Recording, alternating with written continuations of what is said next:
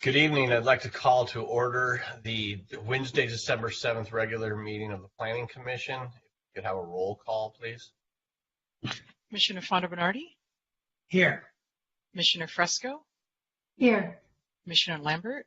Here. Commissioner Landris? Here. Commissioner Tolkien? Here. Commissioner Raskin? Here. And Chair Reese. Present.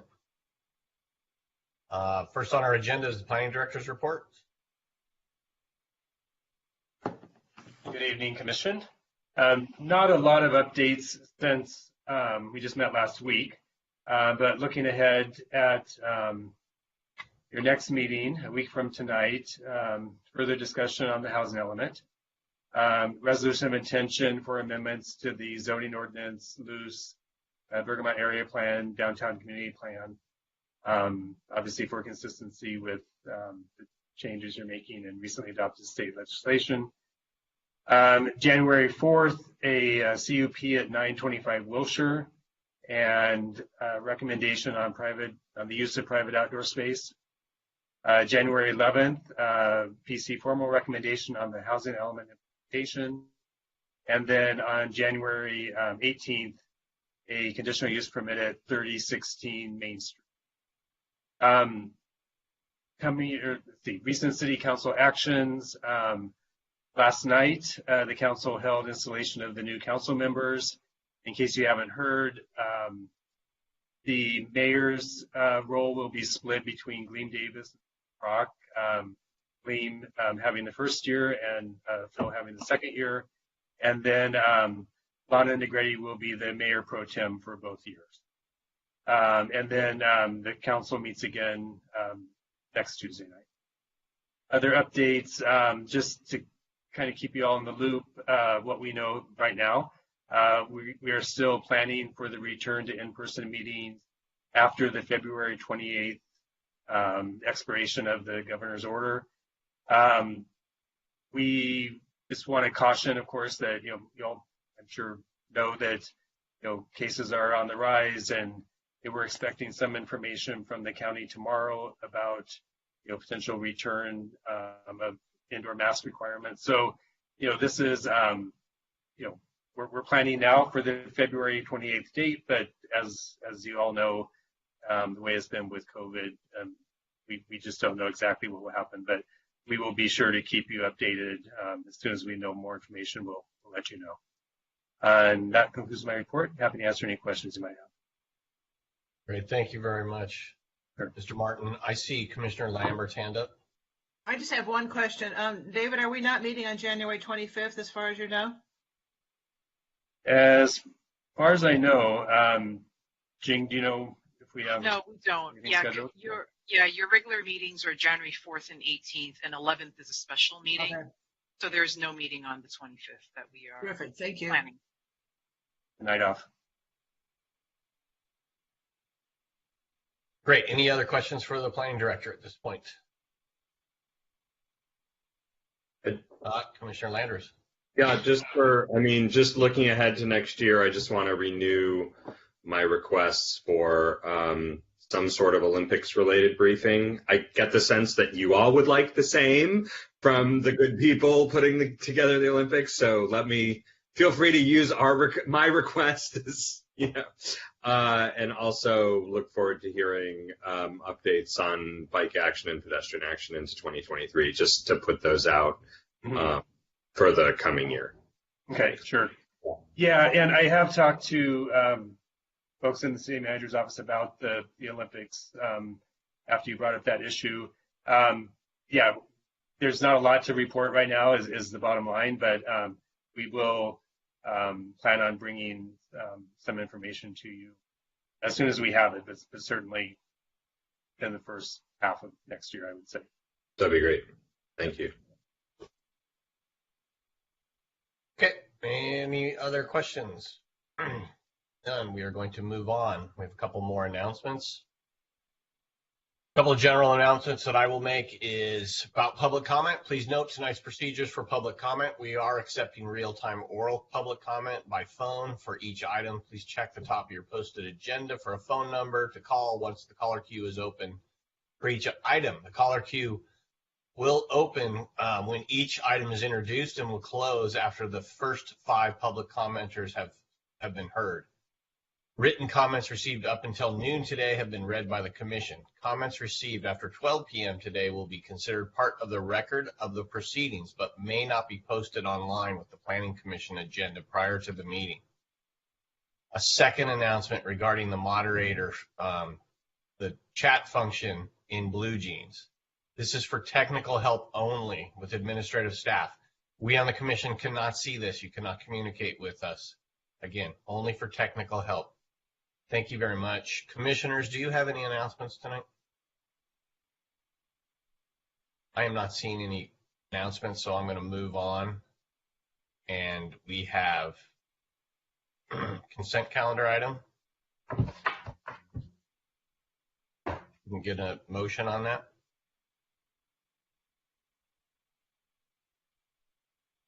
So moved. Second. Commissioner Fonda Bernardi moved and second by Landris. Get a roll call vote.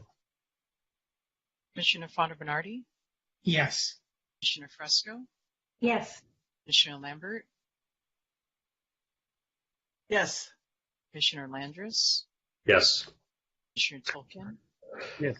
Commissioner Raskin, Yes. and Chair Reese. Yes. Moving on our agenda to item 3A, we have a presentation on the final accessory dwelling unit handbook project supported by the grant funded Southern California Association of Governments. We get a staff presentation and we'll open the caller queue while we start this presentation. See staff, welcome Ross. Thank you. Good evening, commissioners. My name is Ross Furman, and tonight you will be receiving a presentation regarding the culmination of a 1.5 years worth of work effort to create a user-friendly ADU handbook.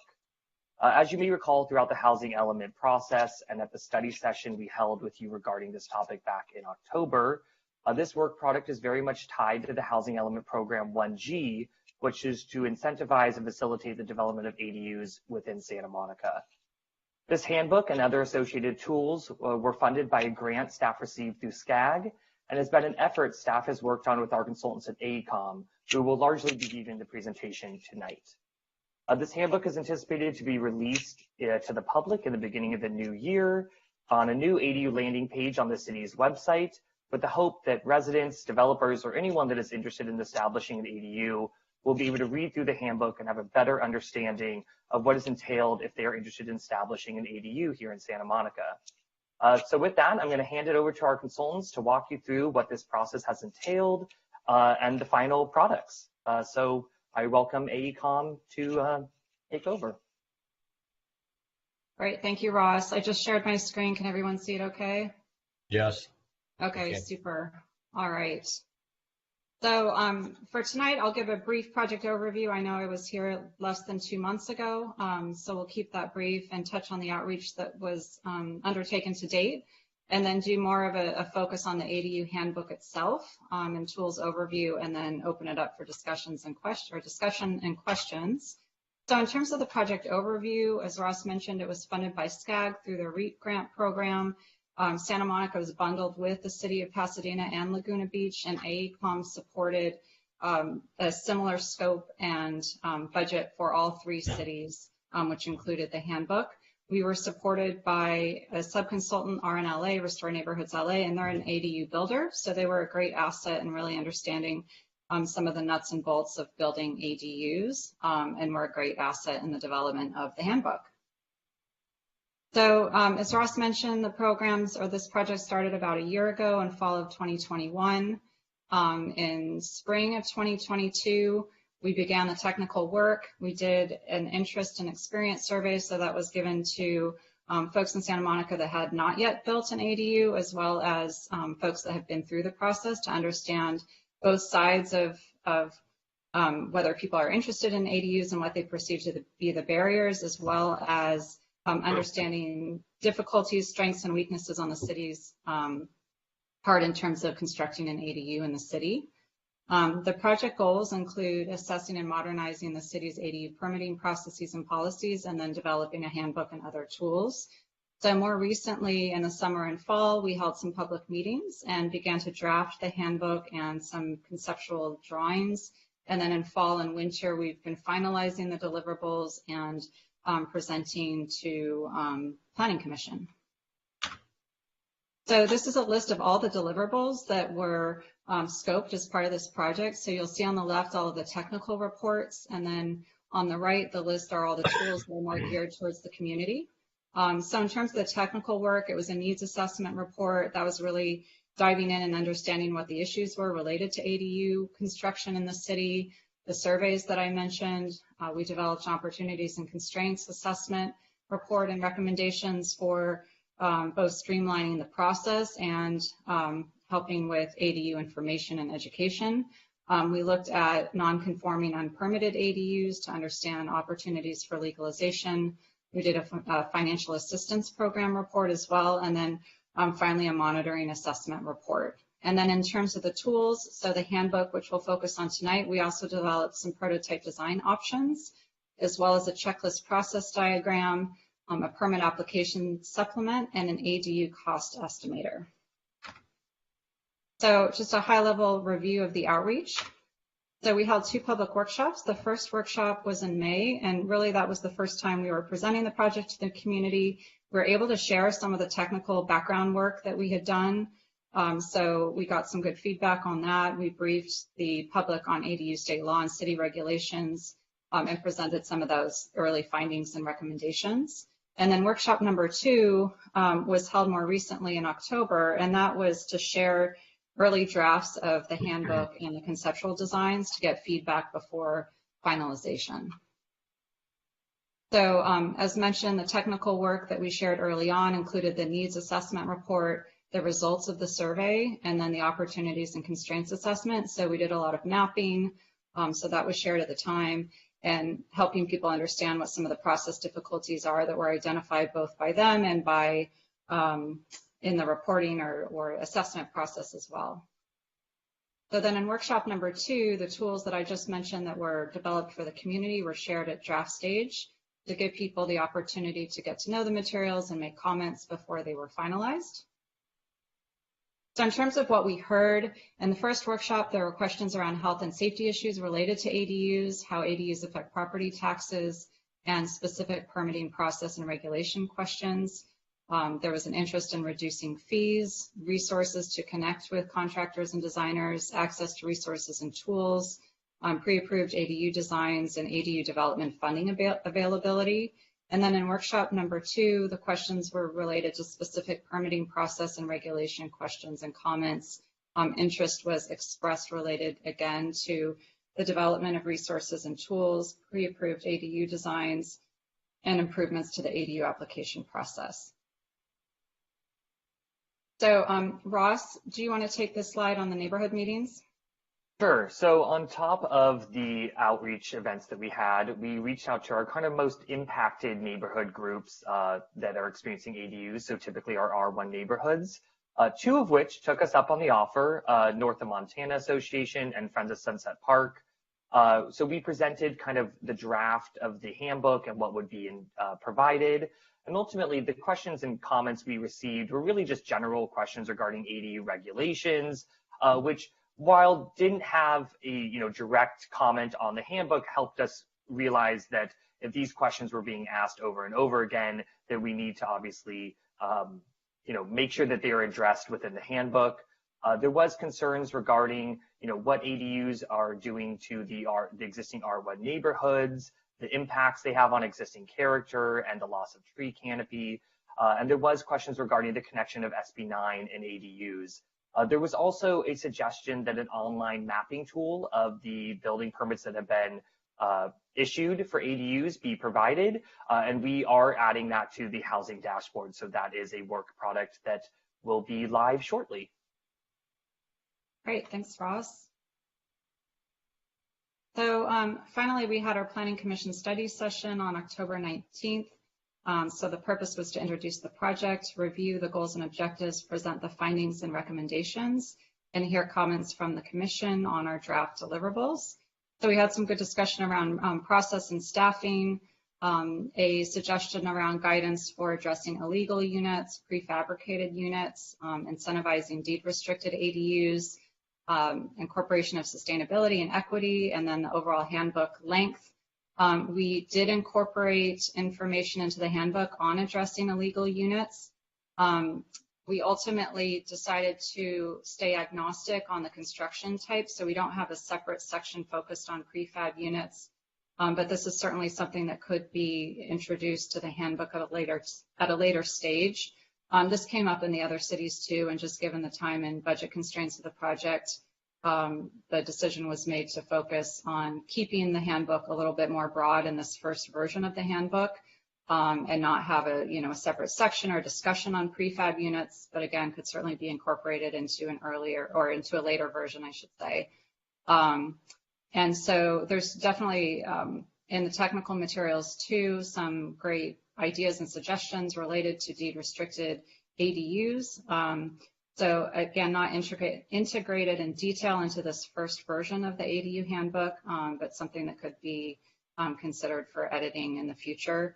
In terms of sustainability and equity, these broader topics are addressed in a lot of other city-related documents. And so given the desire to keep the length of the handbook more succinct, there was not a separate section added on either of these topics as well, but again, could be discussed in the future. In terms of the overall handbook length, we didn't want to lose a lot of the really good information that the community would potentially find valuable, but we did break it up into, I think, chapters and Q&A and an appendix that could be disseminated if it's printed, for example, and available at the planning department.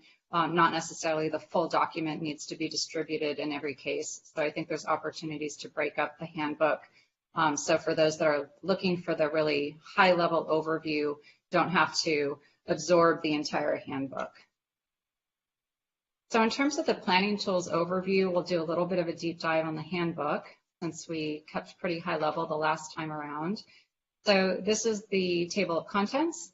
So as you can see, there's a quick overview on ADU law, ADU types, really just educating people on what they are, the ADU regulations in the city, then a pretty beefy process section, and that's really focused on helping people decide whether to build an ADU, understand some of the feasibility questions, how to then go about designing their ADU, get it permitted, and then ultimately build their ADU. There's a section on cost estimates, so they can have a general sense of what it might cost them, and then a FAQ question too at the end. And then finally, Chapter 8 is a resource and tools section with several links to help people jump off to some of the resources that they'll need when building an ADU. So in terms of the first section, it really tries to answer the question, what are ADUs, for example, detached versus attached, and what is the JADU, high-level review of California ADU law and the ADU regulations in Santa Monica. So as I mentioned, the process overview section is divided into Decide, which is focused on project feasibility guidance, such as zoning, physical and financial feasibility. The design section is really focused on how to find professionals and considerations for design. And then the permit section is focused on the process commentary, essentially, for plan submission through permit issuance. And then finally, the build section is key steps in the building phase, including utilities and solar. So this is the cost estimate page shown on the right. So these are our ballpark indicators of typical soft costs to inform budgeting, broken down into the different design process components, so people get a sense of the different subcategories. And these cost estimates were used to help build out the online tool, which I'll get to in a moment. So finally, the ADU handbook has the FAQs and resources and tools page. So really trying to get at the typical questions that might get answered around building an ADU and certainly could be expanded upon as the city continues to receive questions from the public about building an ADU, and then the resources and tools page that I mentioned before. So we also developed prototype design options. So this was looking at the type of ADUs that are most likely to be built in Santa Monica based on previous historic data. So these were the concept designs that were developed. So there's 4 one-story concept designs and a 2-story concept design of varying sizes shown in the bottom left where you see the footprints. And this is an example of the 2-story, 2-bed, 2.5 bath, 1,200 square foot ADU option shown on the right. So the idea here is really just to give someone who's maybe not an architect, a property owner, a sense of, okay, how does it fit within my site given my lot size, and what are maybe some setbacks I have to consider, and what is the size that might be able to fit? So just really those general questions. This is the process diagram that was developed. It kind of mimics the flow of the handbook and trying to make it really easy for people to figure out how to decide, design, and then apply for the ADU process and ultimately build it. So this was meant to be a one-pager cheat sheet checklist, which will hopefully demystify some of the steps in the process in order to build an ADU. So we also updated the ADU permit application shown here on the right to try to make it as easy to understand and clear as possible. And then finally, we have our cost estimator tool shown on the right. So this is really a cool tool. So there's a lot of inputs. You can do some quick high-level inputs related to the type of ADU that you're looking to build. And you can also get more detailed too. And so the tool gives you a more accurate estimate of rent, for example, expenses, cost to construct, depending on the amount of information that you're able to input into the tool. So this tool right now is available at lacounty.aducalculator.org, and so it will be available as a link out from the city's website. And so hopefully this is a really valuable, helpful tool for the public as they're making decisions around building an ADU. So I definitely welcome you to check out the tool if you haven't already. So that's it. In terms of next steps, we're really just wrapping things up. The project has to be closed out with SCAG this month. And so any final refinements need to happen to the handbook, at least this first iteration in the next few weeks. But then it will be owned by the city to adapt as time goes on and stay, modern with the times as things evolve and state law evolves, over the coming years. So with that, thank you for your time. We really appreciate it and would love to field questions. Commissioners, do you have any urgent questions right now, or should we hear from the community if we have any speakers? Commissioner Landers, hand up. It's not urgent. I'm happy to wait until we hear from the public. Okay, fantastic. Do we have any speakers? No, we do not. Dawn, you're up. Did we? The queue is open, right? So people can call. I did open it in the very beginning. Yeah. We can mention it again that the caller queue is open, and we would encourage people to call the number on the top of the agenda item while we're discussing, and we'll check in a couple of minutes to see if anybody has called in. Until then, Why don't you go ahead, Commissioner Landers? Great. Well, thank you. This is a terrific presentation, and I've been impressed by the work on the handbook. I have really only 2 specific questions, which may or may not be appropriate within the handbook or beyond the handbook. Well, one is for the handbook, and the other is beyond it, potentially. I'll ask them both at once and let you run with them. The first question is, in terms of the cost estimates, will you be updating the online tool or referring people in the handbook on some periodic basis? And is there a super huge disclaimer that says, your mileage may vary, right? Because I'm concerned that obviously we don't want to have people claim that they are relying on our estimates because the market is changing so quickly and just the cost of timber is doing that, right? And my second question is, given the changes in the market and the large number of people who are now forming companies to sell prefab ADUs in a variety of formats, is there somewhere, I looked for it, if I missed it, I apologize, is there a clear procedure for a person who, let's say, is talking to company X, whatever company they are, I don't care, we shouldn't care, who can say, I want to call the city of Santa Monica and find out if the, product one made by company X meets Santa Monica's, standards, right? And have that answer in a reasonable frame of time so that they can make an informed decision, whether they're ordering it from company X or they're ordering it. Believe it or not, you can order ADUs now online from even companies such as Amazon. And I just worry about people picking a company, picking a product online, and then finding that for whatever reason it doesn't conform to Santa Monica standards. So I'd love to have this very clear process where someone can, jump in and find out before they put money down. Ross, I can quickly address the question about the disclaimer related to the costs, and then maybe hand it back over to you to discuss some of the prefab communications. So in terms of the cost estimates, we did include a few sentences above the cost estimate that basically says that the intent is to give homeowners a rough idea of what projects may cost on the low and high end, and that they're averaged, and for the purposes of feasibility assessment only, actual fees will be determined with city staff, and et cetera, et cetera. So we did include a disclaimer that also exists on the online tool.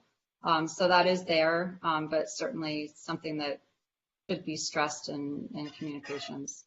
And I would just also jump in and suggest that there be clarity that, when you build an ADU, the assessor will show up and actually take a look at what that does to the valuation of your property, and so that people don't have that surprise as well, so that people understand that that's part of the cost of ownership of an ADU, is that it does change your value for property tax purposes. Again, want to see more of them, just don't want to see people getting surprised by things that they didn't expect.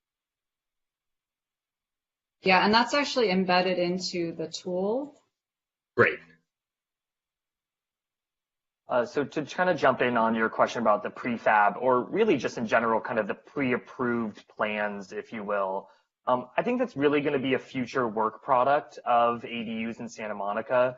Right now, there isn't a way for staff to determine if it's completely code compliant. City planning code standards are pretty simple, but as far as building code standards, that would require staff to kind of go through the building permit process with these prefabricated ADUs.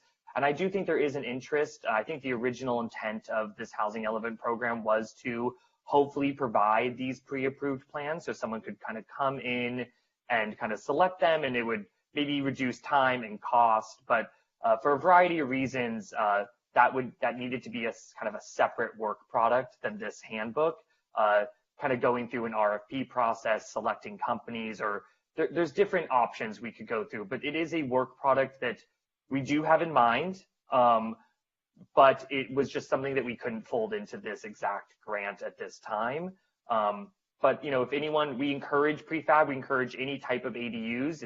We're not, saying which ones are allowed or not. It's just right now, I don't think we are able to kind of go through every company and decide if their plans are code or building code compliant at this point. Right. No, I'm not suggesting that you do it en masse. I'm saying presumably somebody who's is buying from a California company, they're already advertising at their ADUs as being state California building code compliant, right? So they're not going to sell a product that doesn't meet the standards of the California building code.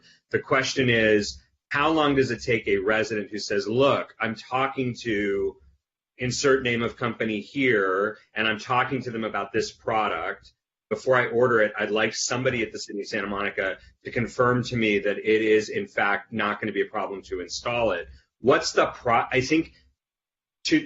the process for that person to confirm it? Not that you're going to do the universe up front, but that an actual person is calling you, naming a product, naming a company, sending you the plans, and that they have a reasonable expectation that within, say, 2 weeks or 4 weeks, they're going to get an answer from you that says, we think this product conforms. Obviously, you have to pass your inspections, but yeah, you should feel good. You're okay,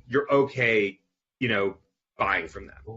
I mean, ultimately, they would have to just go through the building permit process because you're essentially asking, can someone pre-screen construction plans? And right now, there is not a process to do that. That would have to go through the normal building permit process. But I can say that I think ADUs are moving pretty quickly through the system. Right. Someone could very much maybe come to the counter and show planning a site plan, like this is where we want to put it. And I think staff would be comfortable kind of looking into those more high level details. But Yeah. the more technical aspects of will these plans be approved, there is no kind of pre-process. It would have to just go through the normal building permit process at this point. Maybe in the future, like I said, we do have a work product on mind to try to establish these kind of pre-approved plans, if you will, that maybe have had a pre-screened component to them if someone selects them. Okay, and last item on this line of question, because I'm really just trying to make it easy for people. Presumably, it is not illegal in any way for a company that has had a customer successfully install a prefab product in Santa Monica to put on their website, this product was successfully installed in Santa Monica, right? So the incentive might be on the company rather than on the city to say, here's a product that we know works in Santa Monica. Here's a product that we've never tried in Santa Monica, right? So that I'm trying to build that confidence of people being able to take a chance. I think that, it's definitely a great idea for companies to do. I mean, granted, there are some different site, differences that Right. if you have a slope versus a flat lot, like I don't want to say like just because you've done it once, it can go anywhere. But yeah, I think that would be a very good, selling point for a company. People come to the counter all the time wanting us to suggest, companies to use. And although I can't give a company, I tend to say, go find someone that has done an ADU in Santa Monica. They clearly know the process and they've been successful. So I think if a company out there has done that, then that is a good marketing tool. Thanks. Great work. Thanks. Okay. Commissioner Fresco, but hold on just a second. Let's find out if we picked up a caller or two. No, we have not. I can share the screen with the number if you would like. Yeah, go ahead while Commissioner Fresco is asking her question. You're muted still, Nina. Your handbook is very attractive, so thank you for that. I had a couple of questions. First of all, do I understand from your scope of work that you actually were able to figure out how many illegal non-conforming ADUs are already in the city? Because that was a big question we had starting out. And we looked at, we were able to do some analysis on all of the permitted ADUs, but unfortunately, no. And that's like the $1 million question in the other two cities we worked into. There's just very, for I guess obvious reasons, there's very little information and somewhat limited enforcement in the other cities as well to really have a sense of what that number is. Oh, wow. I know. I was all excited. I thought, oh, wow, that sounds like a fun. So my other little note, if there's a chance for a revision, which hopefully is small, I'm concerned that in the beginning it starts out with the introduction and says, what is an ADU? But it doesn't really tell you why an ADU. And the reason why is really important to us as a city in achieving our housing element and ensuring that they're actually used as rental housing. And we even have an incentive coming up later today about that. So I would suggest perhaps right before it gets into what the California law says, in between what is an ADU and the California law, putting just a little introduction to why it's good to be a landlord and that you build this thing and you get income from it and you don't even have to charge market rents. You can maybe pay for your building costs by charging less and do a really good deed and, kind of promote our values and kind of remind people that that big outlay to build it will be coming back to them. I think that would be a really strong motivating element to put right in the beginning.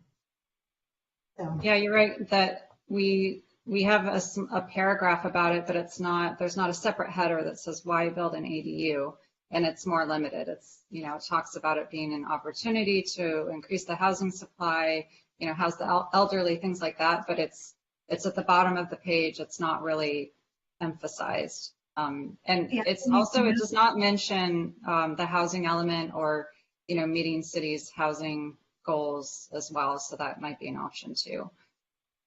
Yeah, I mean, you put a section about how to become a landlord at the end, but which I think is where that belongs.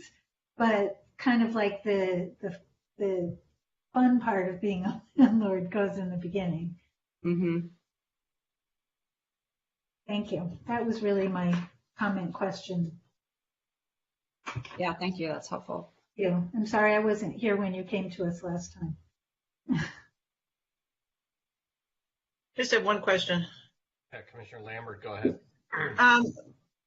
My question, I don't think we can answer this tonight, probably not before you publish this, is whether the rents for an ADU will actually support the construction costs of the ADU. These construction costs are really high. I mean, that's a rhetorical question because you can't answer it tonight and it may not belong in the handbook, but it's a concern I have. Yeah, I would definitely, if you have the time, dig around on the calculator because it will give you the rent that you can expect given the inputs, and you can weigh that against the construction costs and how long it takes you to pay off the cost of building an ADU and how that relates to the potential rent. So it does go a pretty long way in helping to try to address that question, at least in a general sense. So is that in the handbook, or the link is in the handbook, or?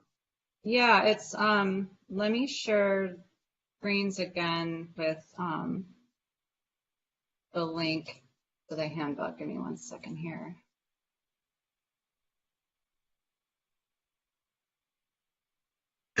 So just as a head, so this is the handbook homepage itself. So I've actually started to. Oh, that's wonderful. I'm sorry, I didn't finish reading it, so that's good to know it's there. Yeah, so you can even make assumptions around, do you want to have low quality construction, premium quality, and then you go through and answer a bunch of questions. So that's the URL, but let me also pull it up in a more legible size. Here, lacounty.adcalculator.org. And so they're going to start to build it out for several cities. So there's a drop down at the top where you select Santa Monica, but you'll notice Pasadena and Laguna Beach are also part of the site as well. Okay, thank you. Mm-hmm.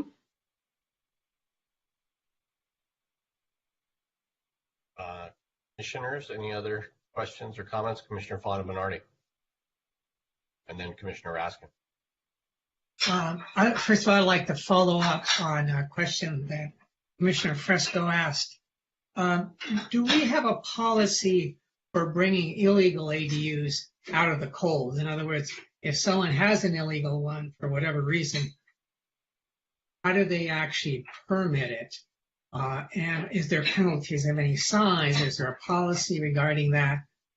That should be spelled out somewhere. We should have a response to that, because we know that there's lots of them out there. We may not know where they are, but they are a potential resource that could be added relatively quickly and easily, because the work's already done. What has to happen has to be inspected, and a permit has to be gotten for it. But do we have a policy for that? I can take this that. This is a Ross question, I guess. Yeah, I can take that. So yeah, we actually get fairly often, someone that maybe has converted a structure to an ADU that now wants to legalize that conversion. And ultimately, the answer is they just need to go through the very regular building permit process, because typically the structure itself was permitted. And so today you can convert any structure pretty much located anywhere on your property to an ADU. So that process really just entails them to make sure that that conversion met building code requirements. City planning's requirements are pretty non-existent in those cases. we have very few, if maybe none, that I'm aware of that the structure itself was also illegal. That just hasn't been an issue in Santa Monica, at least that we are aware of currently. But we do in the handbook walk you through that, hey, if you inherited a property that maybe had a garage conversion that was not done to, that didn't get proper permits, how you can go about, quote unquote, legalizing that unit in a proper way. So we do provide information on that. Okay. So in effect, they literally pay the same fees that they would have paid had they done it legally. They just have to get it inspected, and that might involve a little more work on the city's part, but there wouldn't be additional fees for that. But a little more work.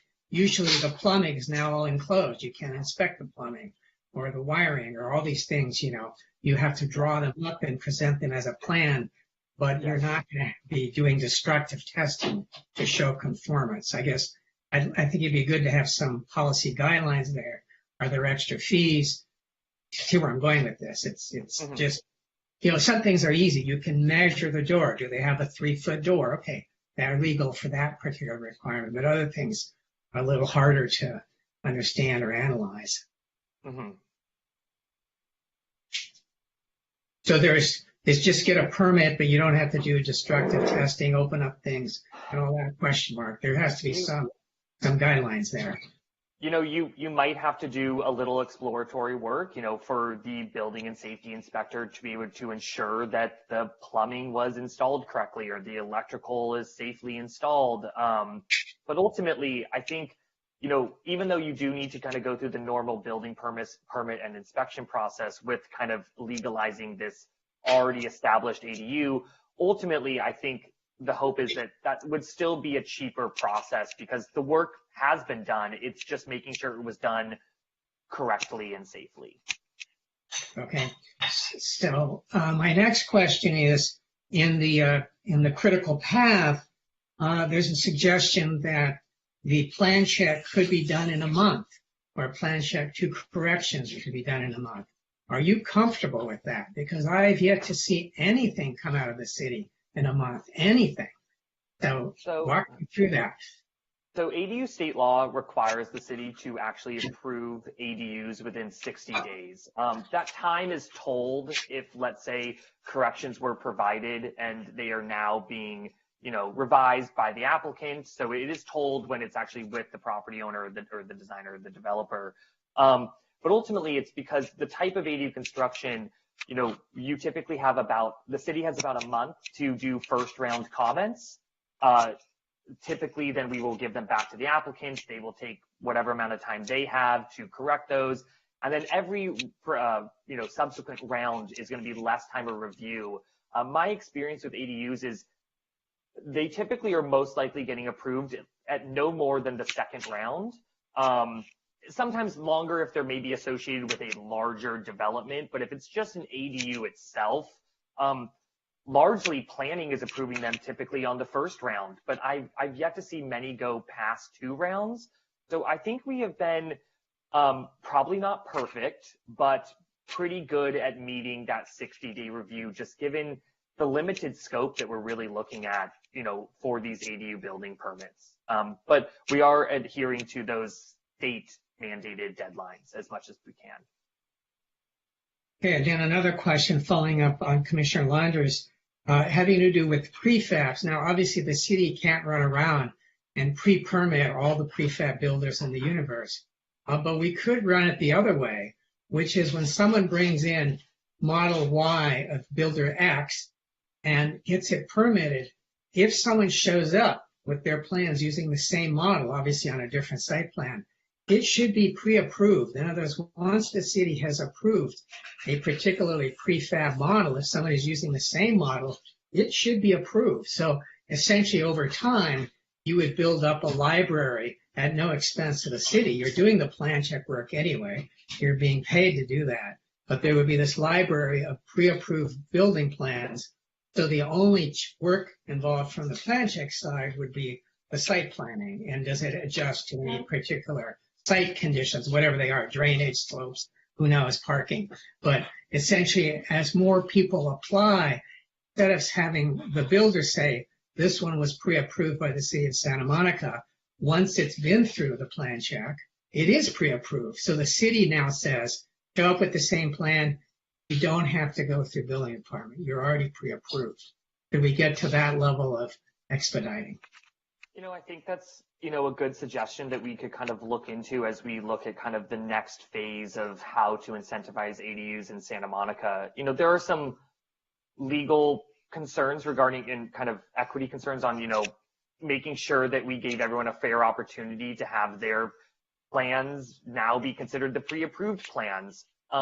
Ultimately, though, if they've made it through the process, and let's say the city isn't the one that's advertising that this company has a successful ADU, ultimately, if someone were to hire a company that already has had a plan approved, I'd imagine that, through the building permit process would just result in a far quicker process because they've already worked through kind of the issues that we gave when they did it the first time. So the second time they apply, those issues shouldn't be there anymore. And so therefore, those plans I would expect being approved on that first round because assuming there's, the lots are similar because they've done this before already. So I think that's a good suggestion as we kind of look into how to create kind of a kit of pre-approved plans. We're looking at a variety of options and, we'll take that into consideration. Okay. Two more questions. One is, and I know you're still building the calculator, as I understand it. It's not a finished product yet. Is that true? It's getting fine-tuned, just make sure the numbers are as, as accurate as for Santa Monica as we can get them. Okay. So it's okay. 90% there. So I would like to make sure that it includes certain thresholds that we have in Santa Monica. For example, when you go over a certain number of square feet, I think 750 or 1,000, whatever it is, you need to pay for a soils report, or you need to put in sprinklers, or now if you have to pay for a soils report, that's part of your permitting process, but it typically adds $5,000 for a typical soils report. So what I'm saying is all the thresholds that we have for, let's say, construction waste and demolition bond that you have to put the 3% of the fee. Is that baked in? Is our model that sophisticated that it flags all the thresholds that change the cost and therefore the feasibility? If we're going to tune it to our city, it should actually be tuned to our city's real permitting costs. Susan, if you want to. Yeah, sorry. Good question. I would need to remind myself whether the soils report specifically is included in the calculator. It might not be, choosing like the septic system, for example, and some basic utilities, but I'm not sure about the soils report. And then that gets lumped in with some other fees and the different rows in the ADU cost estimates in the handbook.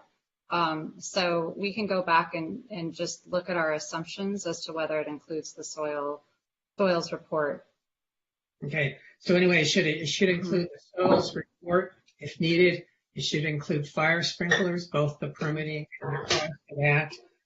It should include the construction waste deposit.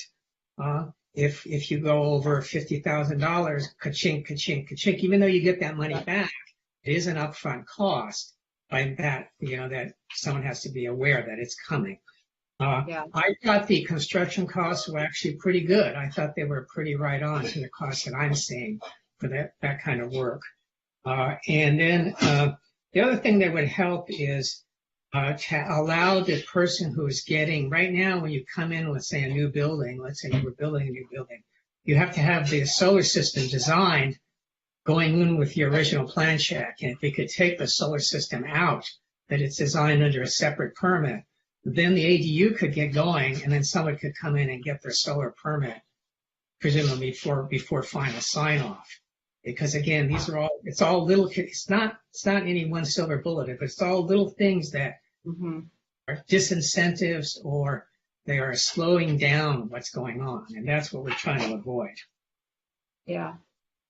The soils report is definitely discussed and mentioned in the handbook. And I know in our first pass at the the cost, it was included.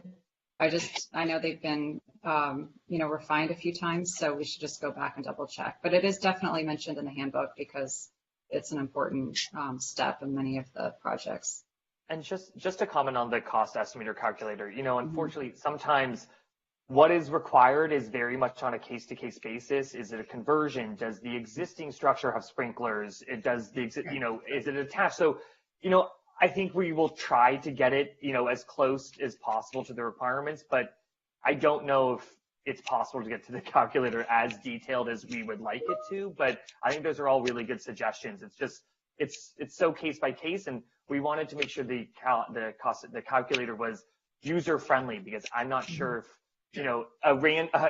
someone that is not, that has never done an ADU would kind of know what boxes they needed to check. So, it's meant to just kind of be kind of a best guess calculator, knowing that this is not kind of, to the penny, the most accurate, cost estimator.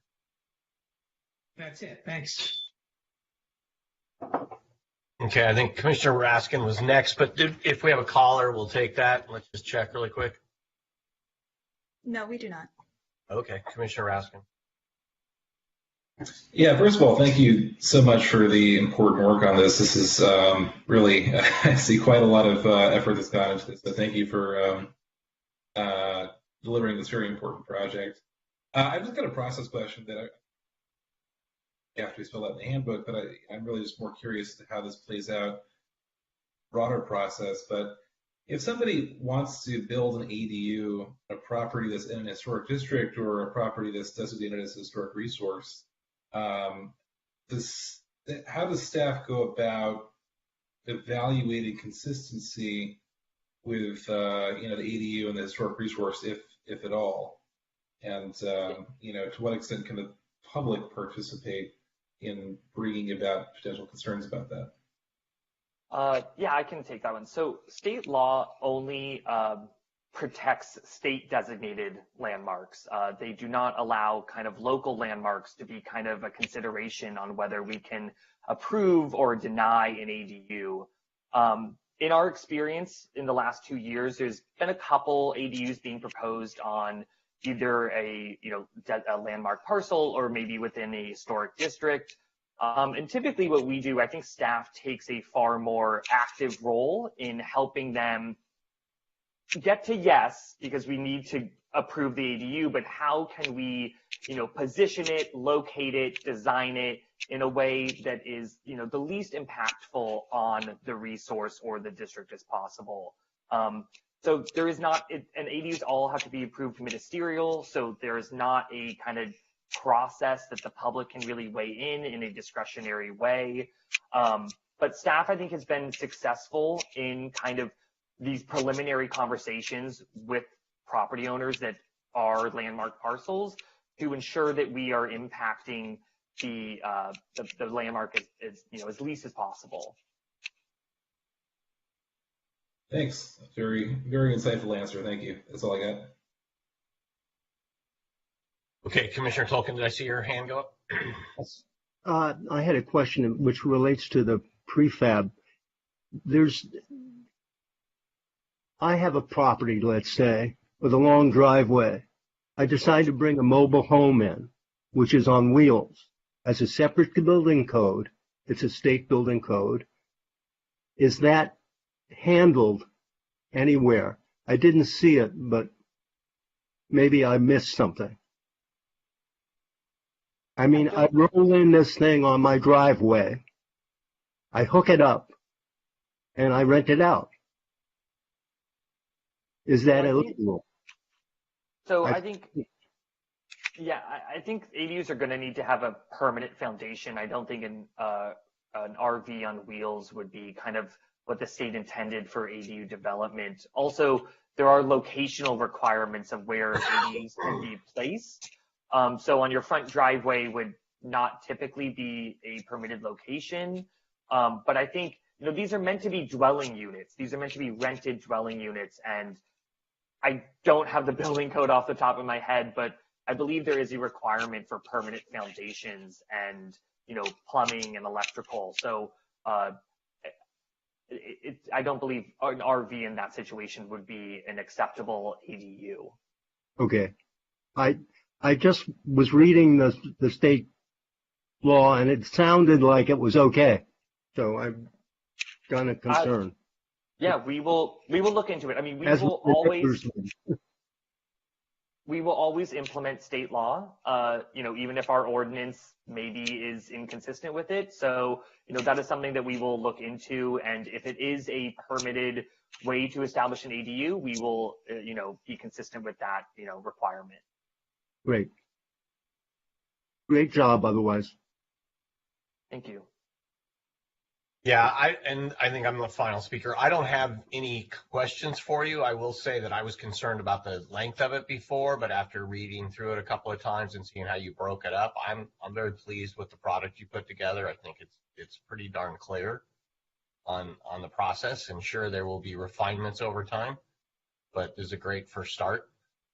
So I am comfortable moving it forward, and thank you for your presentation. Thank you. Thank you. And I don't think there's a formal action you need from us today. This is just a presentation. So thank you very much. And great. We'll move on to the next item. So commissioners, we have nothing under agenda items 4, 5, all the way up to 9. So we'll start with 9 and we're going to continue in our housing element update. Let's open the speaker queue right now. So we'll put that phone number up, or we'll put the phone number and we'll ask you to refer to the agenda to find the phone number and call in. We could ask for a staff presentation.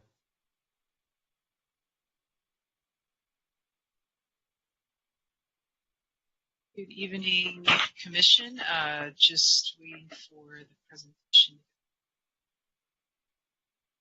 Thank you. So we are back with the first part of what we're calling our third grouping of amendments, and the focus tonight is on accessory dwelling units, our brand new ordinance implementing SB 9, and then some sort of general cleanup site regulations, more related to these housing element implementation efforts. Next slide, calendar of where we've been. This is our sixth meeting, sixth discussion on these housing element implementations, and we will have our last meeting of 2022 next week to talk about parking, and also a wrap up of these discussions just to reconfirm some of the direction we heard and responding to the Commission's request for additional information and concepts. We won't have revised red lines per se, but we will provide some of our thoughts and ideas in response to the Commission's direction and discussion from all of the prior meetings, leading up to what is our targeted formal recommendation hearing for the Planning Commission on January the 11th, 2023. Next slide. As always, we start with a summary of your prior meeting, which was November 30th, where we focused on what we're calling these special housing incentive programs. And the first of those was the moderate income housing overlay. And there was quite a bit of discussion about that, I think, but what came out in terms of overall direction from the Commission was to expand the moderate income housing overlay beyond the half mile that was proposed in the red line, so half mile from the Metro E line. And the direction was to include all non-residential zones citywide, and then multi-unit residential zones citywide, but only for owner-occupied R2 to R4 properties, provided there are appropriate displacement protections in place. The second special program we discussed was about incentivizing housing on community assembly surface parking lots. The Commission answered our policy question there about keeping in place the unit mix and TDM requirements for those projects, because there could be a market rate component to them. And then there was a suggested edit to clean up, where it says community assembly being the primary use, instead changing that to that the community assembly use has to be retained in the project, because there was questions if, for example, the housing project, was bigger than the community assembly use. Next slide is incentivizing housing on those residentially zoned surface parking lots. And so the commission's direction here was, I think, generally in support, of the overall idea and the work, the barriers we were trying to remove to incentivizing housing on these surface parking lots. But there were two suggestions here in terms of considering reducing the replacement parking requirements. Just as this was what was discussed was, consider something like 80% of the existing spaces, but not less than some sort of minimum. So we will, bring back some thoughts on that, and then changing, I think, doing further research on those R1 zoned parking lots in particular, where the red lines established a 1 per 2,000 density, is to make sure that, that didn't, that wasn't, less than what would be allowed under SB 9, which makes sense. So we're in the process of just looking at that.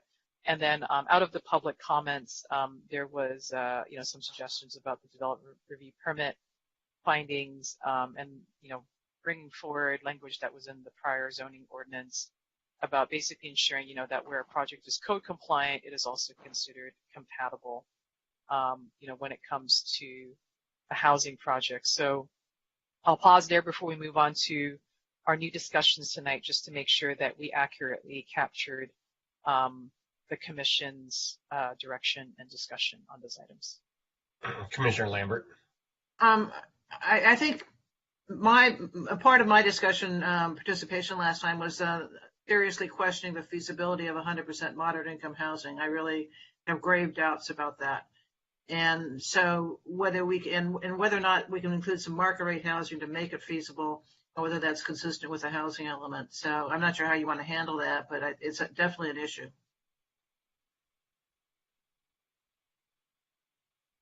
Jean.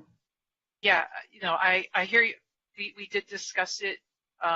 It has been a question that was asked as part of the housing element process, and whether there should be a modicum or allowance for market rate housing. That was a question that, I think ultimately through the public process and council direction was to not allow that. Certainly if the commission felt as a whole, that is something that should be allowed, you can certainly make that recommendation anew, and we would have obviously forward that to the city council as part of their consideration on these implementation. It is not required to allow that, to be consistent with the housing element program. But certainly hear what you're saying. We had not heard that, I guess, through the outreach to, the limited number of moderate income developers.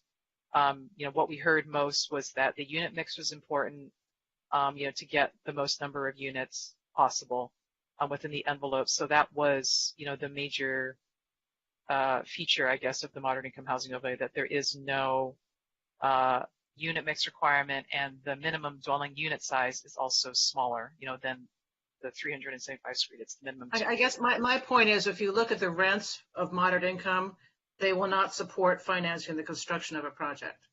And the moderate income developer that I know of, I've actually done some research this last meeting, has built 100% moderate income, small units, but they're generally south of the freeway, the 10, so they're in the Crenshaw area and points beyond, where the land costs are a great deal less than ours.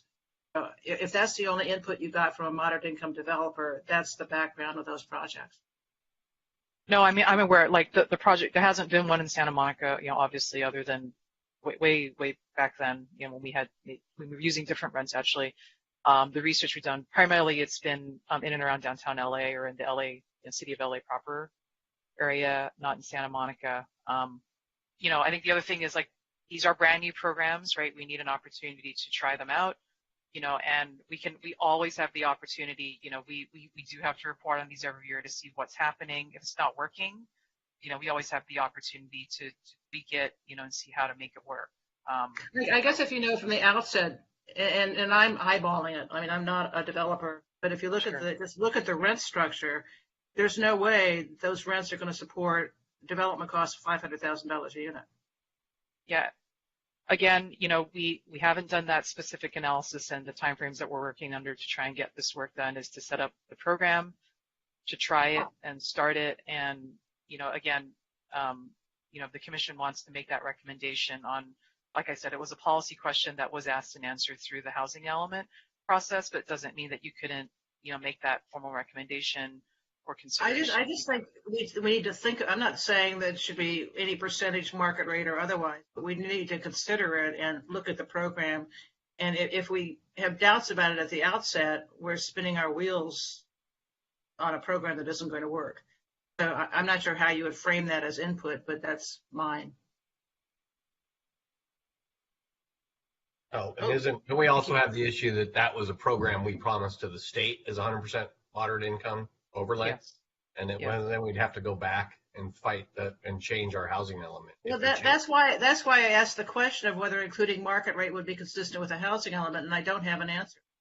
Well, I thought I just heard one, but no, there's not one. Yeah, there's an answer to it. It's a yes or no, right? Isn't it? It's either consistent with what we've said to the state or it's not. How can there not be an answer? Yeah, so what we said is we would establish a moderate income housing overlay for, deed restricted units. I think that if the city wanted to go beyond that to make it more feasible or whatever the word may be, to, allow market rate units, that I'm just saying that was something that was considered like in the formation of that program throughout this process. It's not a brand new idea. It's not something that was never discovered or discussed, in the past couple of years. So I think if you wanted to, I don't think it would be inconsistent with the program, if you wanted to do that, but it's also like part of it is they're getting incentives that are almost equivalent to 100% affordable housing. And if you put market rate in there, like that was part of the policy discussion and the creation of this program. So yeah, but doing 100% affordable housing is public money, and moderate income does not. And I'm not going to fall on my sword over this. I mean, if we put in place a program that doesn't work, then that's what we do. I don't think anyone is suggesting it does or doesn't work. Like it's not even law yet. We haven't tried it, and I'm hearing your concerns, but I don't think that I certainly wouldn't definitively be able to say like this doesn't work out of the gate. That's okay. I'm whatever you guys want to do. I'm just projecting what I think is going to happen. Okay. And we can always make a different recommendation, or we can always recommend that they consider that to the council, and the council can. We have a new council, maybe they'll have a different opinion going through. Okay, does anybody else have questions or concerns about the summary from last week?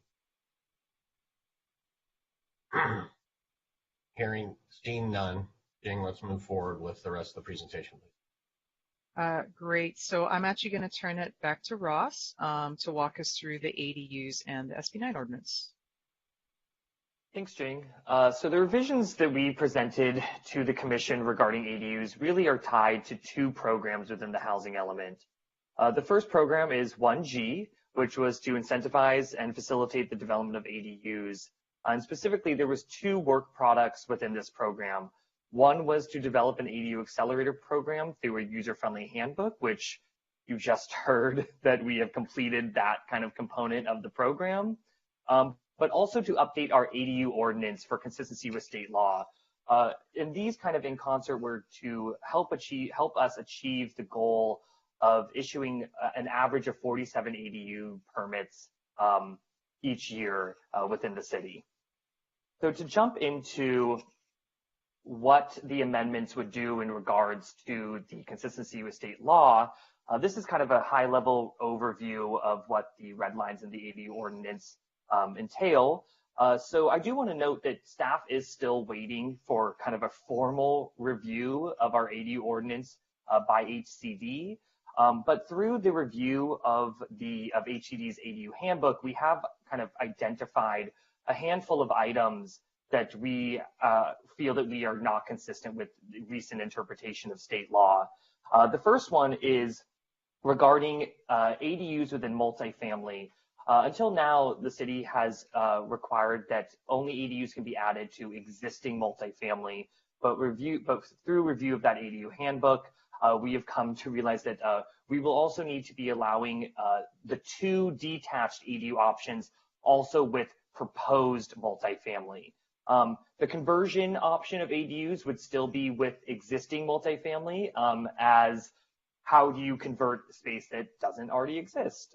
So we will be making a small revision to allow the 2 new detached ADUs to be in connection with a proposed multi-unit dwelling. The next is regarding size limitations of conversions of existing detached structures. Staff's original interpretation of the law was that the conversion of an existing structure would still have to fall within the overall ADU size limitations. But the ADU handbook has made it pretty clear that if a structure, let's say, was well over the size limit of, let's say, 1,000 square feet for a 2-bedroom, that the city would have to allow for the entire structure to be converted, even if it is over 1,000 square feet, or whatever the size limit might be. This is largely, because, I think the state views that if the structure is existing, converting it in its entirety, even though it is larger than what a new ADU would allow, there is no additional impact on the parcel or adjacent parcels. So we have made that revision to be clear that when you're converting a detached structure, there really aren't size limits. And the last piece is clarification regarding what is considered a conversion and what is considered new construction in association with multi-unit dwellings. I'll go into this one in a little bit more detail in the next slide, as we do have a policy question regarding this topic. 2 other items that we have included in the amendments is adding language clarifying what is required to be included for permanent provisions for eating and cooking facilities. So this is essentially, what is required to be considered a kitchen for an ADU. As these are meant to be rental units, we wanted to be very clear with kind of the minimum appliances that would be needed, which would be a sink, a refrigerator, and a stove or cooktop to be kind of considered permanent eating and cooking facilities. So we've just kind of added that clarifying language in the actual ordinance, and it's something that staff has already been implementing probably for the last 4 years since kind of ADUs started coming into effect in 2017. Additionally, there was also a handful of non-substantive clerical revisions for ease of implementation. These revisions were really just cleanups, making sure that the language was actually being read in the way that we intended it to. One example of this was, as ADUs are exempt from parcel coverage, we had a provision that said, areas below a 2nd-story ADU would also be exempt from parcel coverage. We always intended this to be that if there was a cantilever of a 2nd floor beyond the footprint of the ground floor, let's say garage, that the cantilevered area below would not be also counted towards parcel coverage as it would typically. However, we have realized that this had started to be interpreted as the garage itself is also exempt from parcel coverage, which was not the intent of that standard. So it's cleanups like those, non-substantive, not necessarily for compliance with state law, but just examples of what we've experienced over the last 2 years on how to make our ordinance a little clearer for our customers. But to get back to that one topic regarding conversion and new construction, we do have a policy question for you, but to kind of back up for a second to give you all a little background.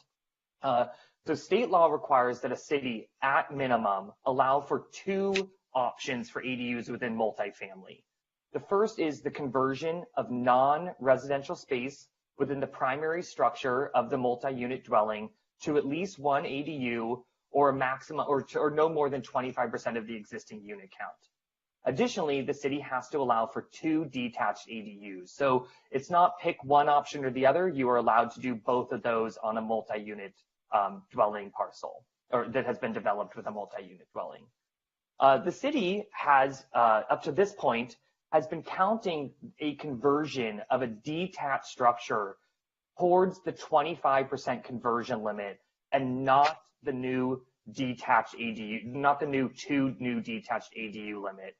Typically what we've been seeing is, let's say there is a 4-unit apartment building with a detached garage in the back, we have been allowing them to convert the garage, the detached garage, to count towards that 25% conversion limit, but still have the ability to add 2 new detached structures.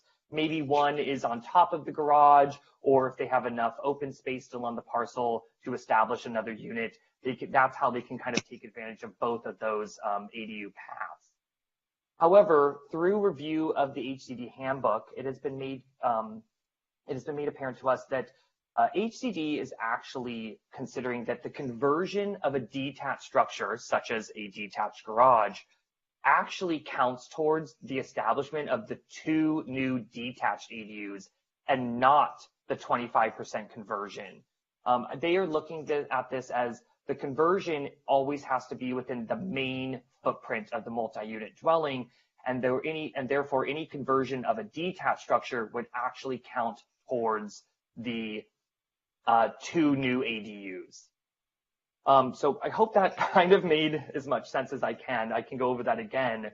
But the policy question we have before you is, should the city continue to allow the establishment of more than 2 detached ADUs if the ADUs are established by conversion of detached structures? So essentially what this means is, although the city has to allow the conversion of a detached structure to count towards the 2 new ADUs, should we also allow that detached structure to be considered a conversion if that would make more sense for that development? This path would most likely result in a higher number of ADUs being established on a parcel, because typically within the apartment buildings we are seeing in our R2 zones, where we're seeing a lot of the multi-unit ADUs being established, the non-habitable space that is eligible for conversion is typically not within the primary structure. It is in those detached garages. So we're essentially asking, can these detached structures be kind of dual purposed, if you will? Alternatively, the other option would be to essentially just implement state law, which the city would then limit the detached structures to 2, and we would not consider this part of the conversion. This would probably result in fewer ADUs being established. However, implementation would probably be a little bit easier, as it is a little bit more black and white. But we did want to ask this policy question because if we went with the state law option, it would be kind of removing an option that the city currently allows for. So we wanted to kind of ask that policy question and get the commission's feedback. I don't know if you would like me to stop there and ask if you have any questions on that topic, or we can circle back if you would like.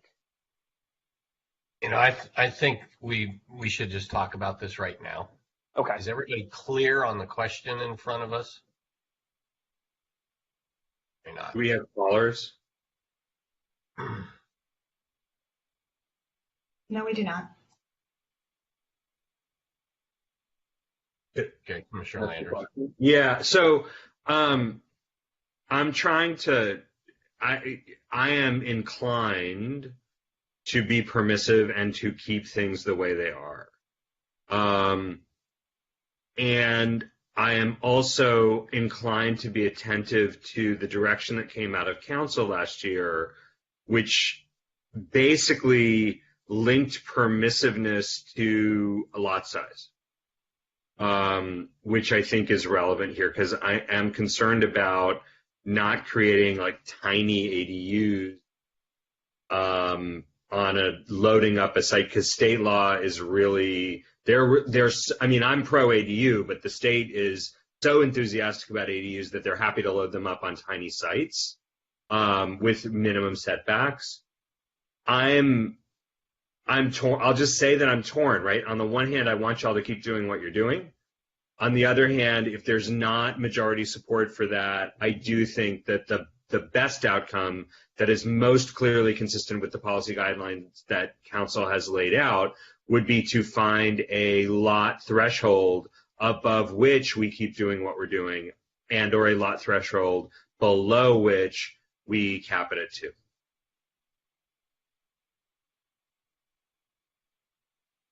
Okay, other commissioner input on this? I would be comfortable with that approach. One of the reasons that we don't want to just have every building be chopped up into thousands of little units is that you know what's going to happen. The larger units, the 2 bedrooms, the 3 bedrooms, they're going to be the ones that are going to be broken off and pieces stuck into little units. And that means it'd be harder for families to live in Santa Monica. Yes, we get larger number of units, but they're not the right kind of unit for the city we're trying to build. And the other thing is obviously the more units we pack in, there's going to be massive parking wars because a lot of those units are going to come out of the parking structure or the parking areas in a building. So, the combination of those two things, I think the way to control it is to have 2 units be the max for lots of a certain size, and then some sort of consideration for lots larger than that, where you would have a little more, let's say, advantage for adding units without the penalty of making a lot of little units. If I can just provide a quick clarifying in case there's a misconception. When you are converting existing space to an ADU, it has to be non-residential space. So you couldn't take an existing unit and then kind of make an ADU within that unit. You can only convert that the existing building units are preserved in perpetuity. Yes. They're locked in. Okay, well then I was mistaken. But the same discussion applies. Presumably the extra space would be amenities, whether they are storage spaces, rec rooms, you name it, parking spaces probably, but we're still ending up with lots of little units. Okay, Commissioner Raskin, you're next. Yeah, sorry, forgive me if this is a stupid question, but when you're talking about the conversion of existing detached structures, were you contemplating at all if there be any expansion of those, like, expanding the footprint of the garage or something like that? So typically right now, if you were to convert a structure, you only could do it within the existing footprint, which kind of probably is why the state really was looking at allowing only the conversion when it's in the primary structure. You're not kind of expanding the footprint. It's already there. And then the second option was the 2 new detached options that could be potentially new construction. But no, we do not allow for the expansion of the footprint if it was within the conversion currently. There is some small provisions for ingress and egress occasionally, but it would be very minor, if at all. That being said, I'll just say that I'm on board with Commissioner Landris' approach here. Commissioner Fresco?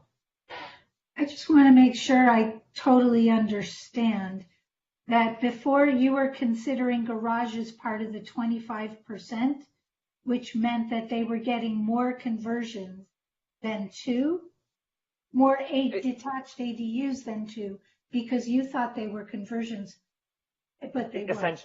Yes, okay. Essentially that is correct.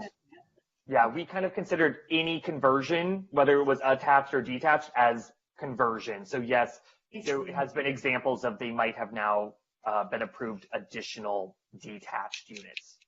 So then the theory of the state that if the footprint is already there and they're converting it, then it doesn't, even if it's a detached building that's being converted, it's not changing the aspect of the site, right?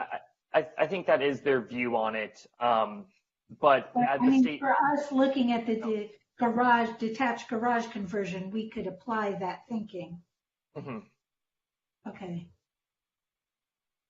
Well, so that said, the question is, we spend so much time with our DRs, or we used to back in the day, haggling over amenities, and we're giving up all of our amenities now. So if we go with this, which may or may not, I don't know, I'm just kind of pointing that out.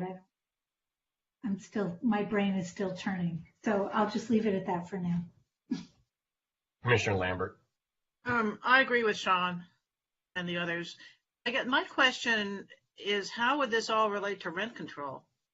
If you start subdividing rent-controlled units into ADUs and JADUs, how does that impact the status of the pre-existing rent-controlled unit?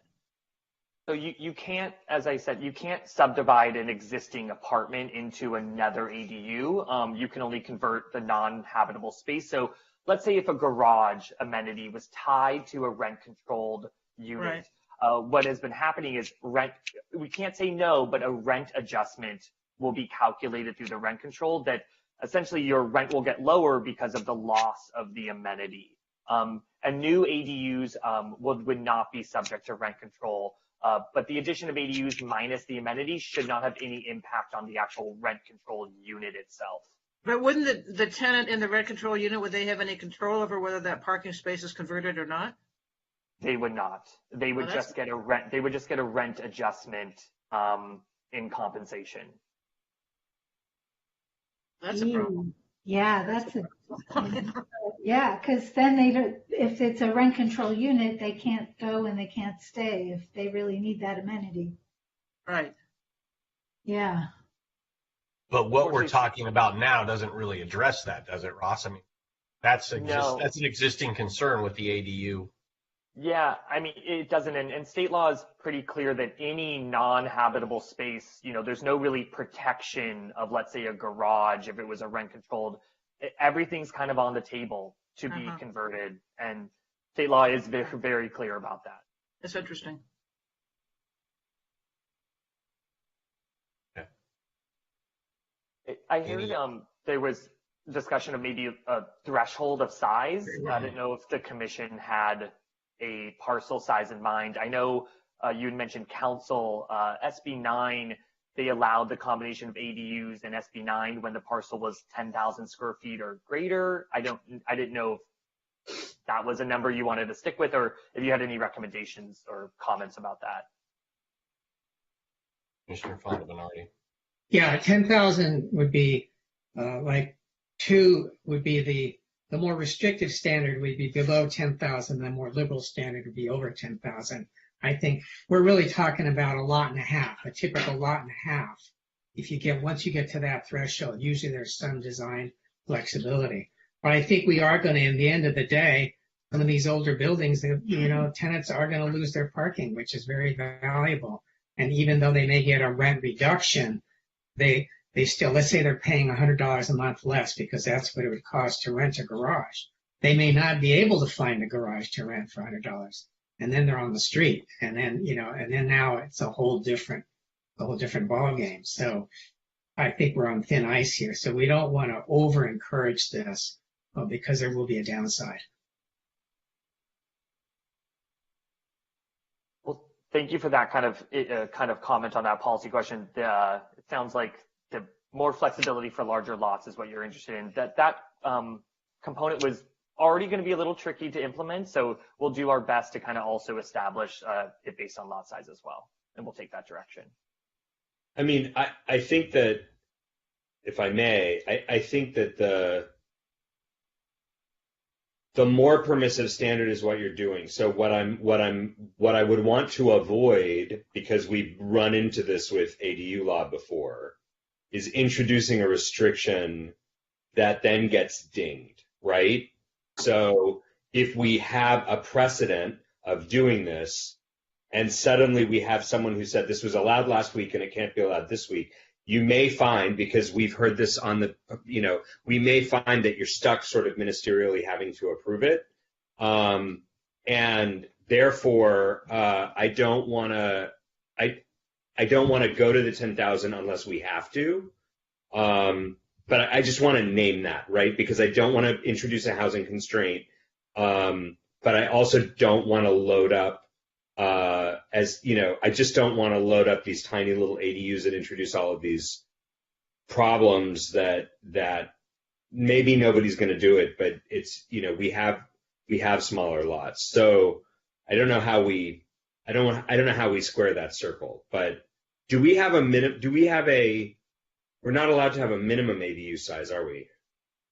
We are. You just can't have you have like minimum maximums, and I believe the minimum in the red lines is going to be changed to 150 square feet. I can double check that. That's tiny. I will say that in my experience with the ADUs, are never getting that small. They're typically much larger than that. But I think that size is connected to efficiency unit size standards. Yeah, but even in efficiency, right, but even in efficiency unit standards that we discussed the other week, I thought staff was suggesting that we drop down to like 180, maybe even 250, I think. 250. So I'm not sure I'm comfortable with a 150 minimum, to be honest.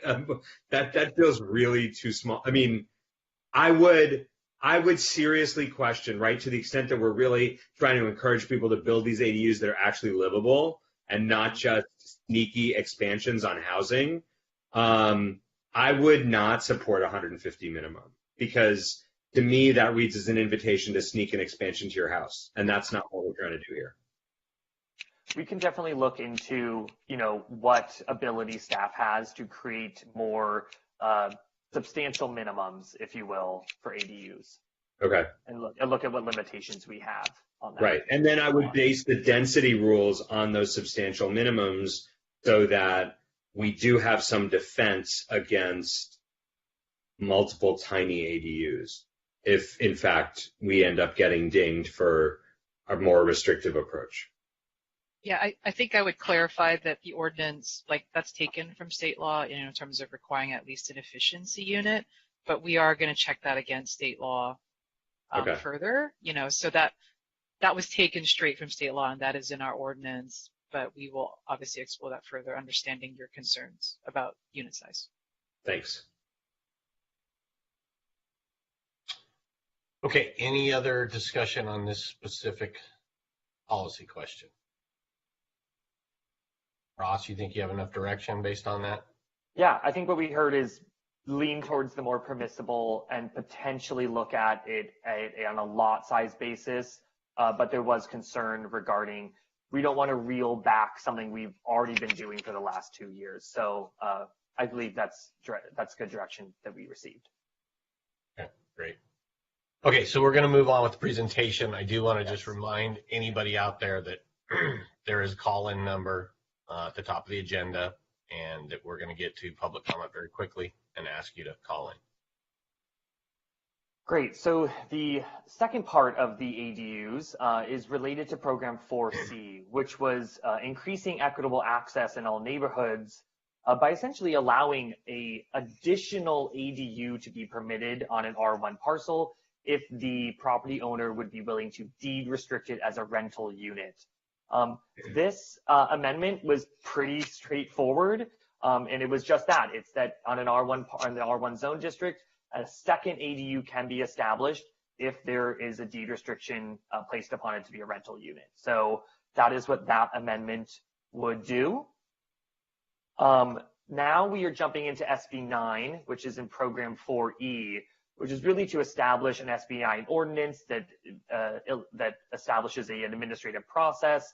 And we have received both Planning Commission and Council direction on policy regarding this topic to strongly incentivize for R1 zone parcels that at least on a 10,000 square foot lot, that additional units can be provided through ADUs. So SB 9 law does not always allow for ADUs to increase the unit count beyond 4, but City Council had weighed in and said on parcels 10,000 square feet or greater that they were interested in allowing that. So just keeping that in mind as we move through kind of the summary of those revisions. So the SB 9 brand new ordinance that we've created kind of starts out with establishing SB 9 applicability. So we have kind of listed out where is SB 9 permitted, which is within our single unit residential zone districts, which would be R1 and OP1. But throughout the revisions through this whole process, we realized that actually there are some select parcels within our multi-unit residential districts. I think specifically the parcels along PC8 that are zoned R2, that due to lot size or lot dimension requirements, they are in effect only allowed to have one single unit dwelling on that parcel, even though they are zoned as multi-unit.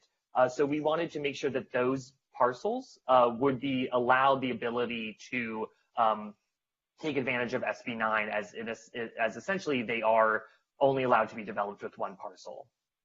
Additionally, in the applicability, then it lays out kind of where SB9 cannot be located. So the middle column is when a project or parcel cannot alter or demolish either a deed restricted or rent controlled housing. It cannot affect housing occupied by a tenant in the last 3 years, or housing on parcels with an Ellis Act eviction in the last 15 years.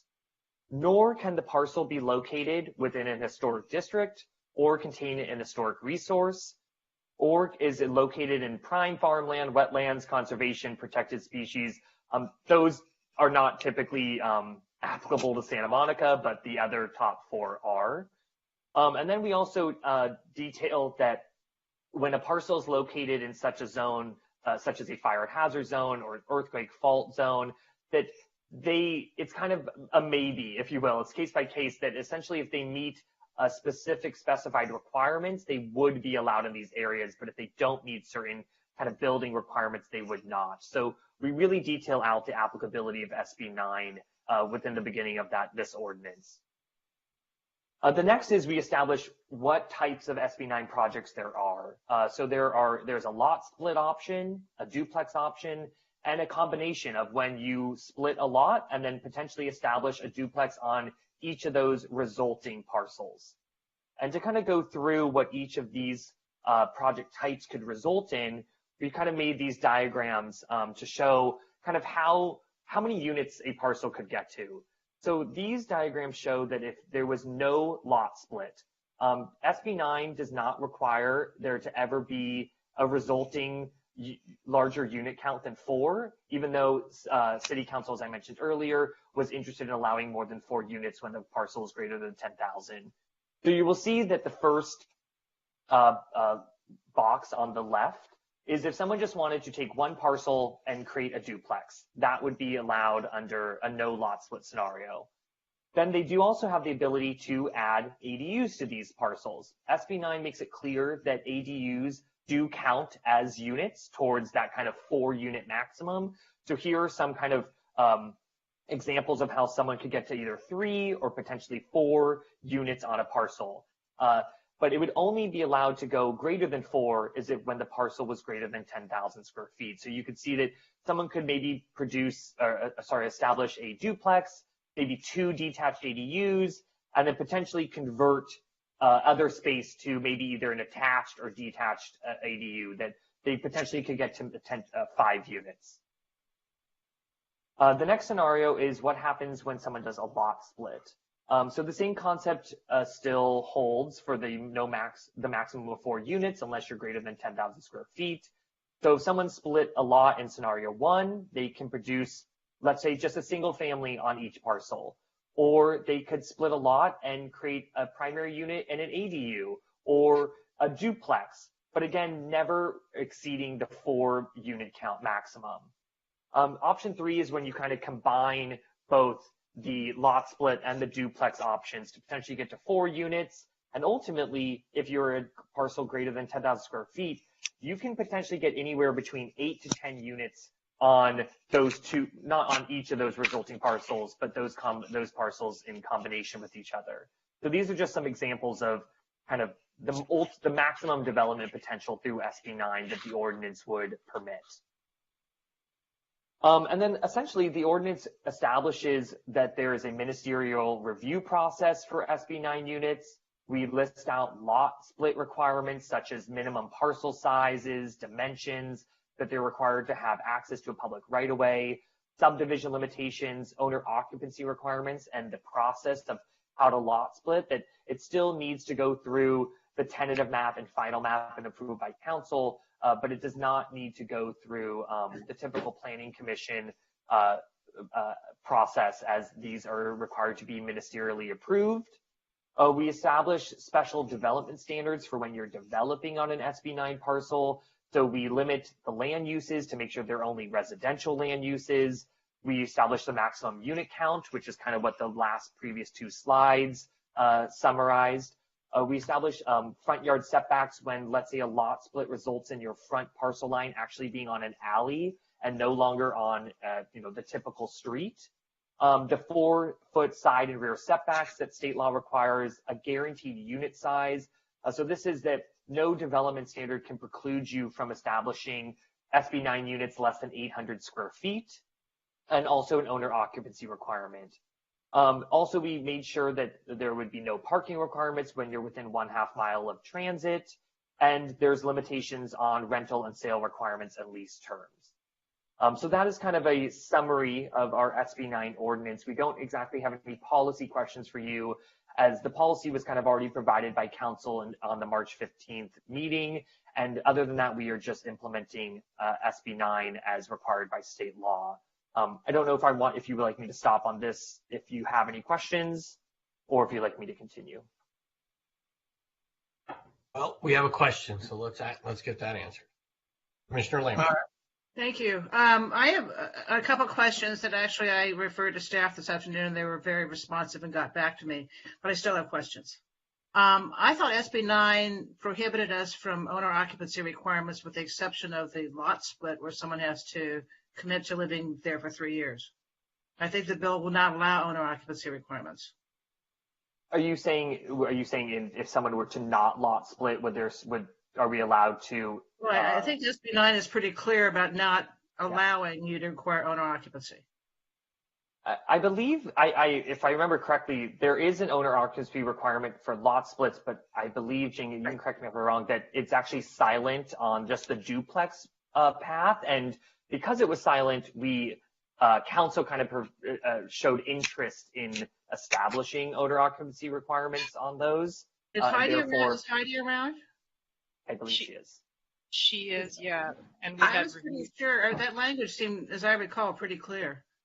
So Ross is correct that it is only within the lot split part of the statute, that it's very specific that the city cannot impose additional requirements.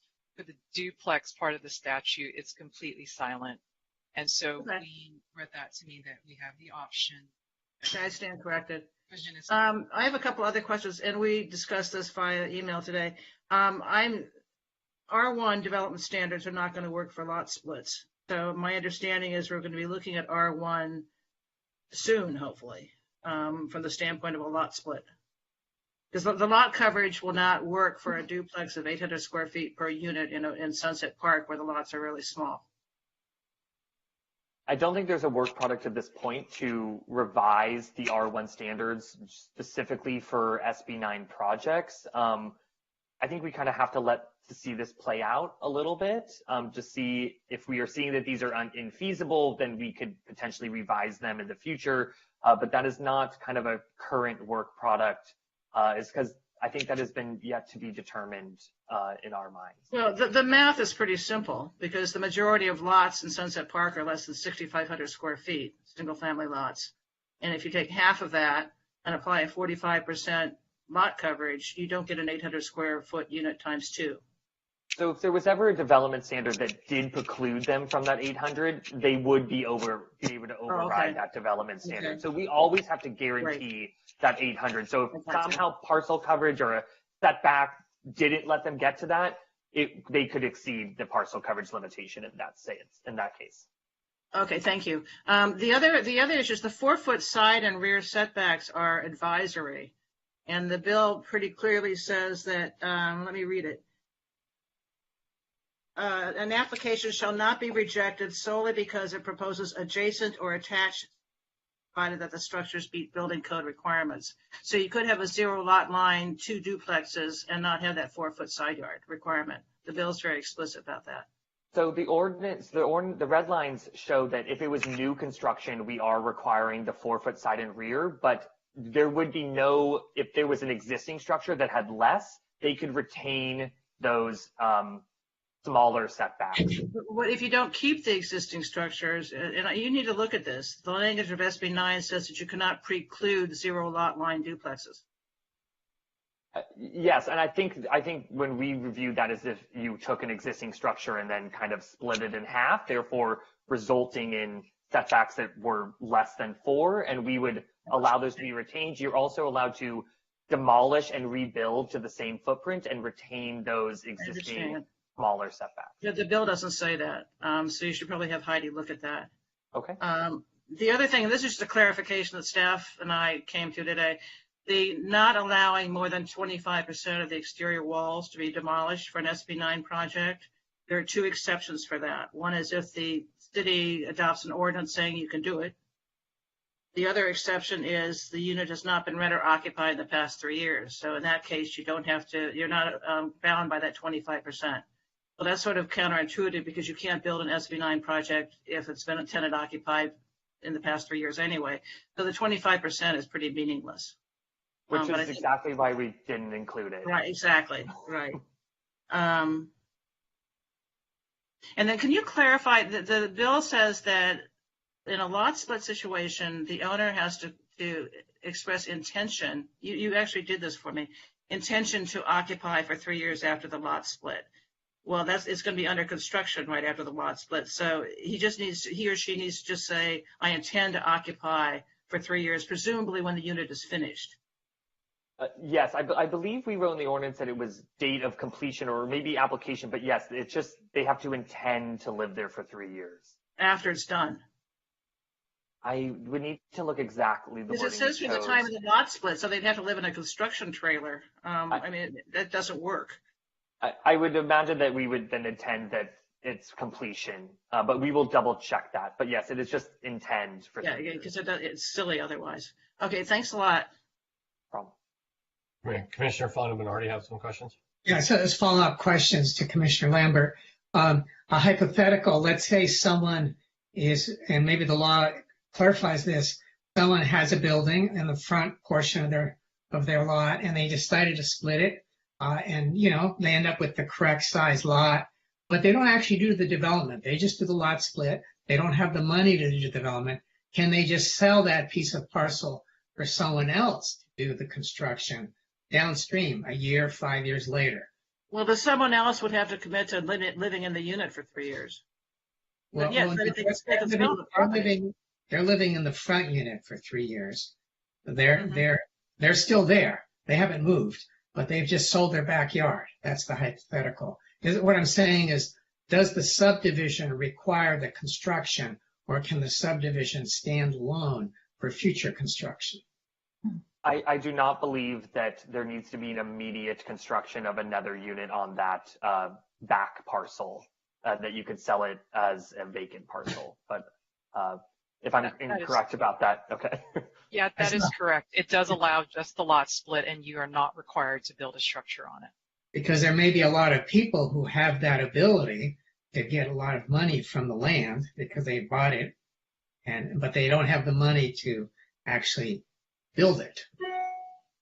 Yeah, and that is, it needs to have street access, though, doesn't it, Jane? It does need to have. I mean, it runs just like any subdivision. You can't just create a landlocked parcel. So all the normal rules of Subdivision Map Act apply in terms of having utilities and infrastructure and access. None of that goes out the window, but it certainly does contemplate someone doing a lot split and potentially selling that property and not developing it. Okay. Ross, I was really looking forward to doing more R1 work with you. We got hillsides coming up. Don't worry, it'll never end. Was there any other questions, or would you like me to continue with the last piece? I think we're ready to move forward. Well, no, I have a question actually, which I'm gonna say this out loud because I'm a little worried about it, but I also recognize we're going to do what people are going to do. We just passed GS. What are the transfers that occur or the recordings that occur when SB9 is exercised? And to what extent do we, I think we haven't anticipated, people are going to be trying their best to work their way around the impact of GS. One thing that strikes me as an immediate workaround is that people are going to see that splitting their lots gives them an opportunity to take an $8 million lot and, abracadabra, they don't have an $8 million lot. Do we have any? I do want to see more. I do want to see these this density in R1. I'm for it, but I'm also not for making it easy for people to get around their tax obligations. Given the importance of the measure that was just passed, and this is now city policy, do we have any ability in the structure or the implementation of the ordinance to try to prevent those types of workarounds, such that the split itself constitutes a transfer? I don't know. I just want to raise it because I'm concerned, because people are going to do whatever they can to avoid this tax. That's in the nature of people's. Yeah. So I think and Heidi can certainly help hop in if she would like. I don't want to conflate these two things, right? SB 9 is a state law that we are required to implement. It provides a lot of limitation in terms of the restrictions, can do in terms of lot split. We certainly can't say you can't do something. Right. Other measure we passed, so I wouldn't, make that connection, between the ballot measure that was passed and, what we are required to allow. The issue you're raising, may or may not occur, but, I don't think immediately we're seeing, sort of a regulatory pathway to limit, that sort of activity. And certainly Heidi. I'm not right. I'm not trying to slow down the activity under SB 9. What I'm trying to do is make sure that we maximize value capture. And the truth is that the city of Los Angeles is going to be dealing with exactly the same problem at a lower threshold, right? They're going to start dealing with that problem at $5 million problem. So that's why I'm asking the question, because I think we do need to capture that revenue. That's somewhat outside of our jurisdiction, but if we want to have a hope of meeting our housing element, we need the money to build the affordable housing. And while I do want the density, I also want to make sure that we're capturing the value. Right. So just no. So just quickly to kind of piggyback on what the planning manager was saying, in terms of the question you're asking, it's a very good question. The state law does actually have parameters for, I'm sure you're familiar with them, what actually constitutes a transfer. And so we run our transfer taxes through the county assessor's office. So, there's kind of like these layers to it. So the city is somewhat limited in its ability with respect to implementation because of, state law and county implementation. It's certainly something we can look into, but I think you also hit it on the head as well. It's not necessarily a zoning code. As something the zoning code could address because of SB 9, but certainly understand your concern, and it's something that we could see if there's anything we could do with respect to implementation of GS. Okay, thank you. Okay, Ross, why don't we keep moving? Okay, let me get the screen back up. So the last piece of the presentation is regarding general site regulations. And there's kind of three topics under this umbrella. The first is some amendments to the outdoor living section of the general site regulations.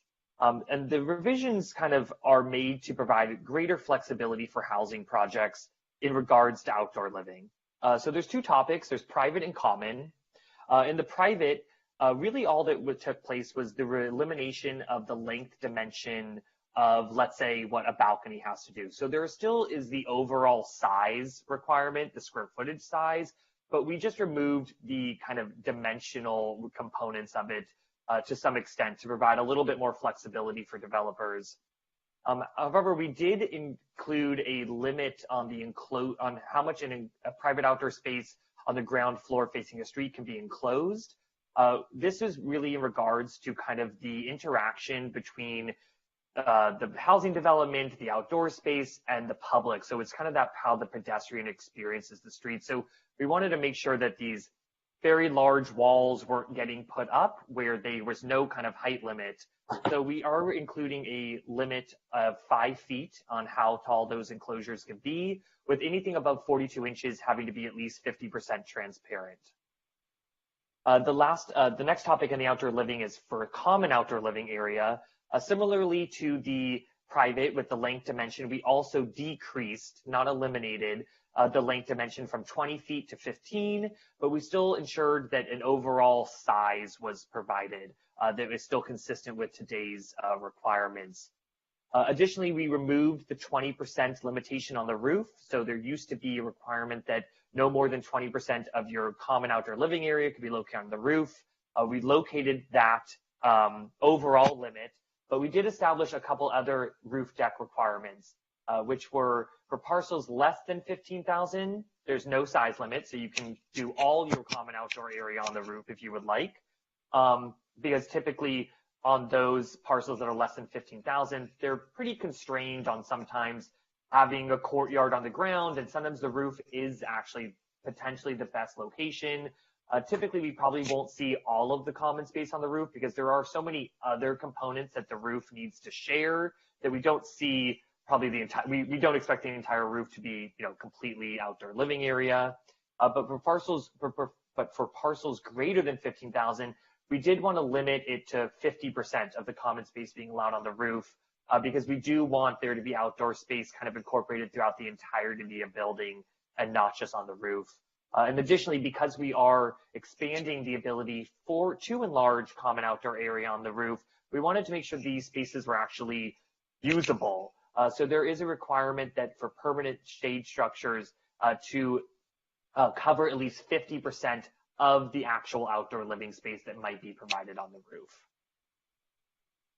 The next two topics are really just some minor clerical revisions. One is to the accessory building structures chapter. The first one is to allow for the ability to have a full bath within an accessory structure. Right now, it's just a sink or toilet. So the addition of allowing a shower or tub is really to help align with the home sharing regulations, and to also kind of avoid some very awkward proposals we are seeing where they're getting around the requirement by doing the shower as an outdoor showers. So we're wanting to make sure these accessory buildings have the ability to have a full bathroom, but they would still be different from an ADU, as the kitchen is still the component. An ADU needs a kitchen, where an accessory structure does not. And the last piece was just a small clarification to the projections table. In the preamble before the table, there was actually some very important limitations that consistently have been overlooked and lost. People typically just jump straight to the table. So we just did some minor reorganization of how that information is laid out. There was no actual text or textual revisions. And with that, that completes the presentation, and we're happy to kind of talk about the general site regulations or any other questions and have discussion with the commission. Okay, let's see if we have public comment first, commissioners. We don't have any callers in the queue. Would you like me to share the number? Yeah, please share the number again, and then I'll ask Commissioner Fonda Bernardi to start a discussion. As soon as we get a caller, please interrupt us. Commissioner Fonda Bernardi, go ahead. Yeah, the question, I had two questions. One is the permanent shade structure for the roof deck allowed that's above the height limit. Am I understanding that correctly? Yes, there would be a height exception for those. I believe it's 10 feet that it can go above the height limit. Okay. I think we should have an open space requirement for that additional structure, that it be, it can have posts to hold it up or something, but maybe it has to have no more than 1/4 of its side or perimeter to be enclosed, ? I think we need to have some discussion about that this really is just a shade structure. It's not something that's on its way to becoming another room, if you will. If we're going to allow it to be higher than the allowed roof level, if you will. And I've expressed my opinion on the other topic, which is I don't think we should be allowing unlimited amount of the common space to be on the roof. I think the 20% was a good standard, because that roof has got to be used for solar collectors in the foreseeable half century. So it's one of those things that I'm reluctant to give up. Ross, related to that, as I piggyback on that, can the solar be on top of the shade structure? I believe yes, it can, but don't quote me on that right. Oh, Jane, if you know Yeah, that answer. I think we were still looking into that issue with building and safety and fire. Actually, to address Commissioner Bernardi's question about openness for this shade structure, that's really already covered in the code. We have a definition of enclosure, so it needs to be open. Otherwise, it would constitute a story. So we have limitations in the code for that already. So by definition, if you enclose the thing, it would not be a projection. Yeah, I'm asking the relative amount of enclosure. And if there is already a provision defining a shade structure, then in the code that talks about this open space and the roofing of it, it should also include a note, see section 92 point blah, blah, blah, blah. So people clearly understand that that's, when they say shade structure, it's actually defined. It's not something you can do anything you want with. It's actually, it has a specific definition.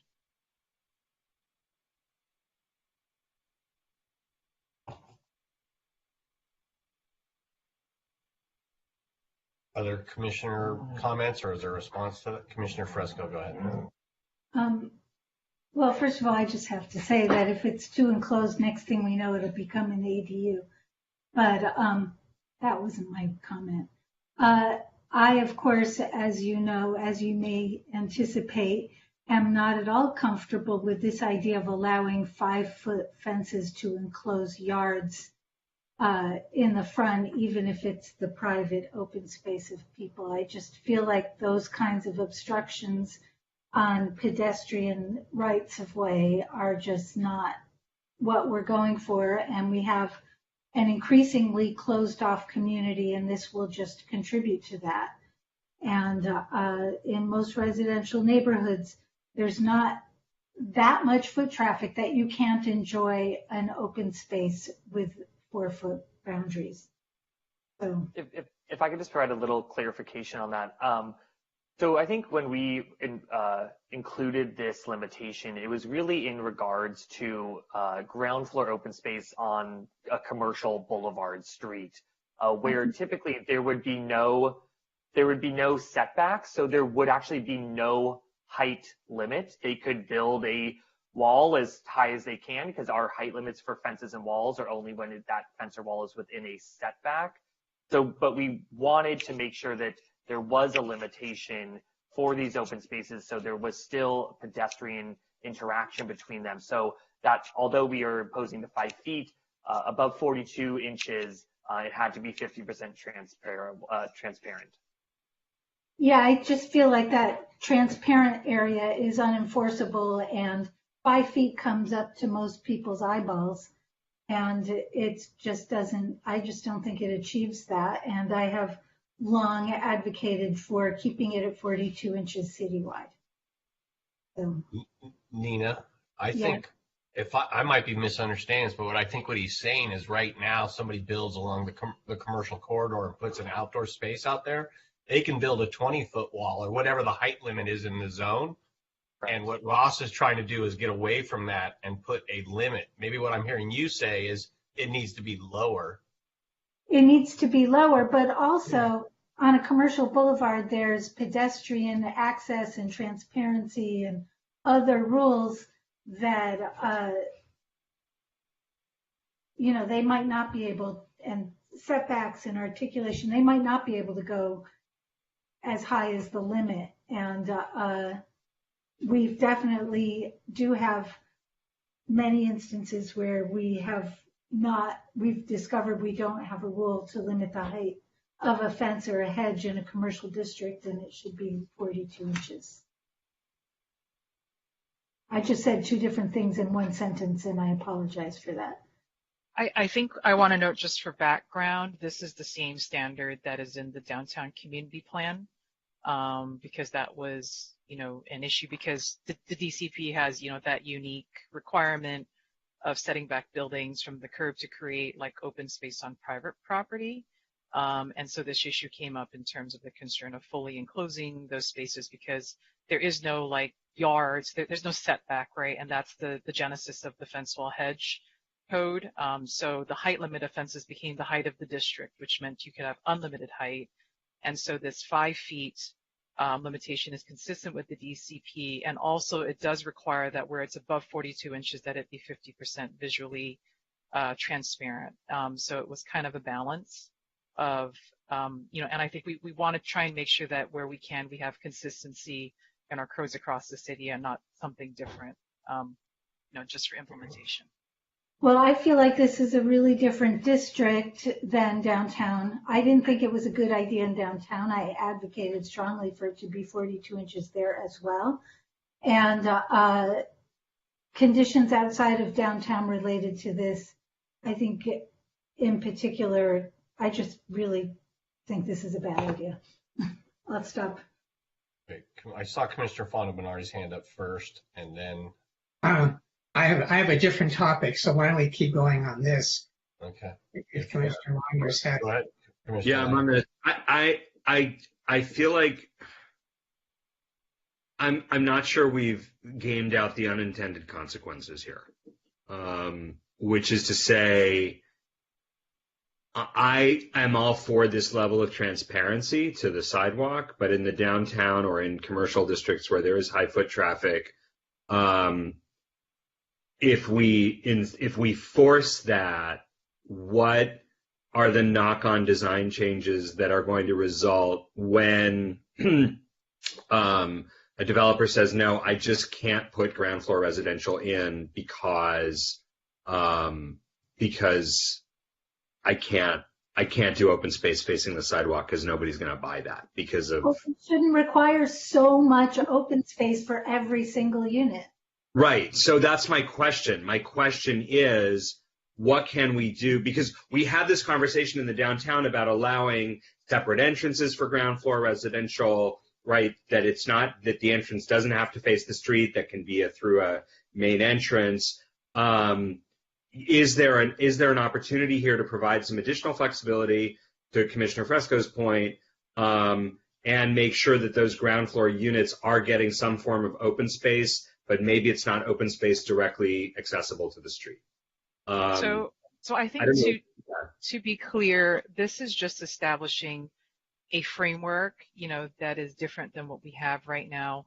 If you recall, we do have a huge scope of work with regards to objective development standards, you know, that will get into more of the level of detail that I think you're thinking about. Nothing in here says that the ground floor open space must be on the street. It can be, you know, it's just that if you happen to have it on the ground floor, you know, and it's facing a public right of way, like that's sort of the situation, but it doesn't require, you know, that it be on the ground floor, like on a street facing side. And that's the level of detail that, you know, right now we're sort of punting on to the objective development standards. This is just establishing, right, you know, sort of like the bare bones of a framework to get something started. I totally get that.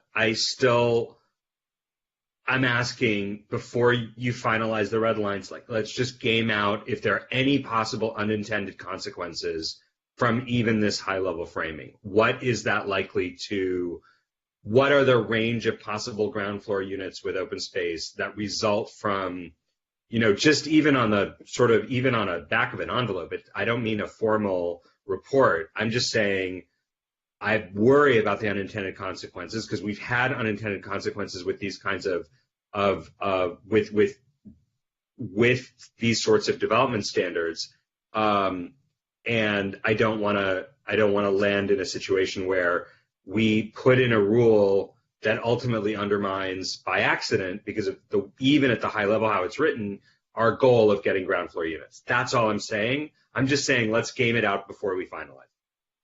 Well, and if we're going to just use it as a placeholder while we're going to do all this other stuff, it should definitely be at 42 inches. I mean, we've just decided that we're going to allow ground floor units everywhere and that there will be apartment buildings and all of that kind of thing. And so now this is an opportunity to set back the ground floor like we often do in our mixed use buildings and then fill the space in with a hedge. And that could end up being what certain blocks look like. And that's not cool. That's an ugly, terrible, unfriendly city. Okay, Commissioner Lambert. I guess are we talking about fence, hedge heights in commercial districts at this point? Is that where we are? Yes. Yes. Because frankly, I think I would feel from a security standpoint a whole lot better if there were something taller than 42 inches between me and the street. And I think if you talk to most residents of Santa Monica, they would agree. So I think So the developer will design the open space somewhere else. I would like a taller fence. If I were downtown, frankly, I would want a taller fence than 42 inches for my own security, personally. And it can be transparent, but it needs to be not able to be gotten over or through. So just to interject, we talked about this a great deal as a team, and we looked at examples from that we have in place now and examples from other cities.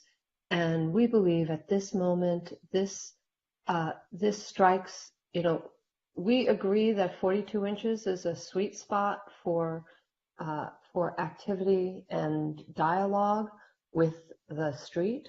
There are some higher traffic streets like Santa Monica Boulevard, for example, which, a 42-inch high enclosure is not that hospitable to open space. And something that's 50% transparent above the 42-inch height, we think strikes a very nice balance for the residents and also for the pedestrian.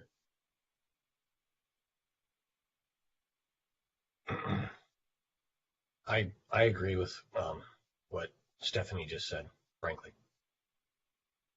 Okay, so can we hear from some of the other commissioners on this issue? We heard very strong opinions from Commissioner Fresco.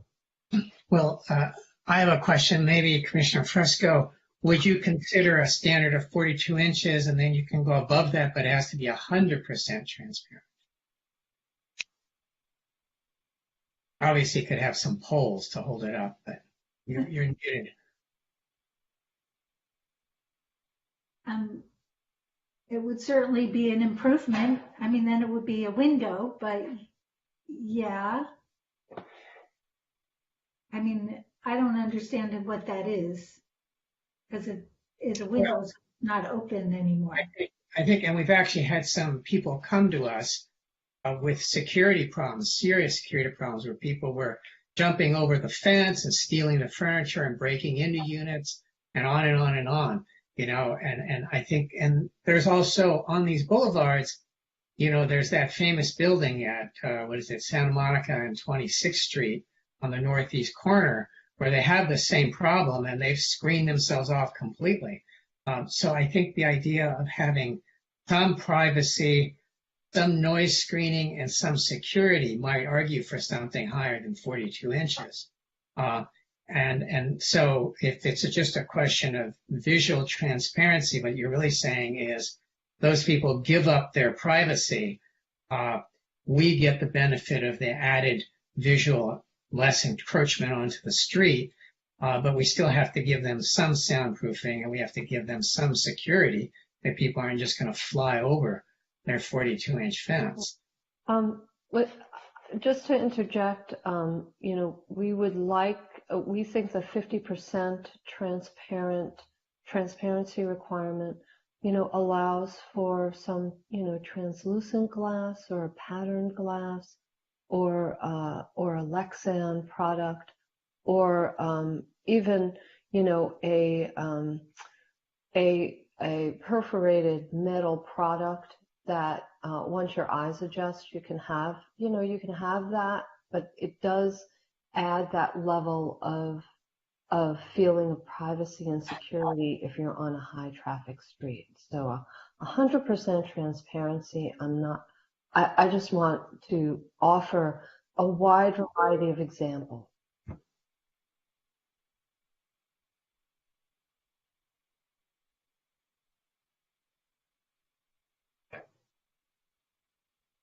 Commissioners, we need to come to a resolution. I don't know that we have. Commissioner Tolkien, can you weigh in on this and let us know, and Commissioner Raskin, where your head's at, so we can. Well, I'm I'm thinking that, the 42 inches is too low, and security is the big issue here. I would not want to be behind a 42 inch where somebody, especially what we have in this town at this point, so that's my feeling. The security, and I don't think a transparent above that is the same. It's the same thing as having a higher secure element, whether it's planting, whether it's metal, whether it's that's my feeling. Now, staff's proposal is 50%. Are you okay with? I mean, they're looking at something higher, 5 feet, and 50% of it has to be transparent over 42. Well, yeah, I guess so. Yeah.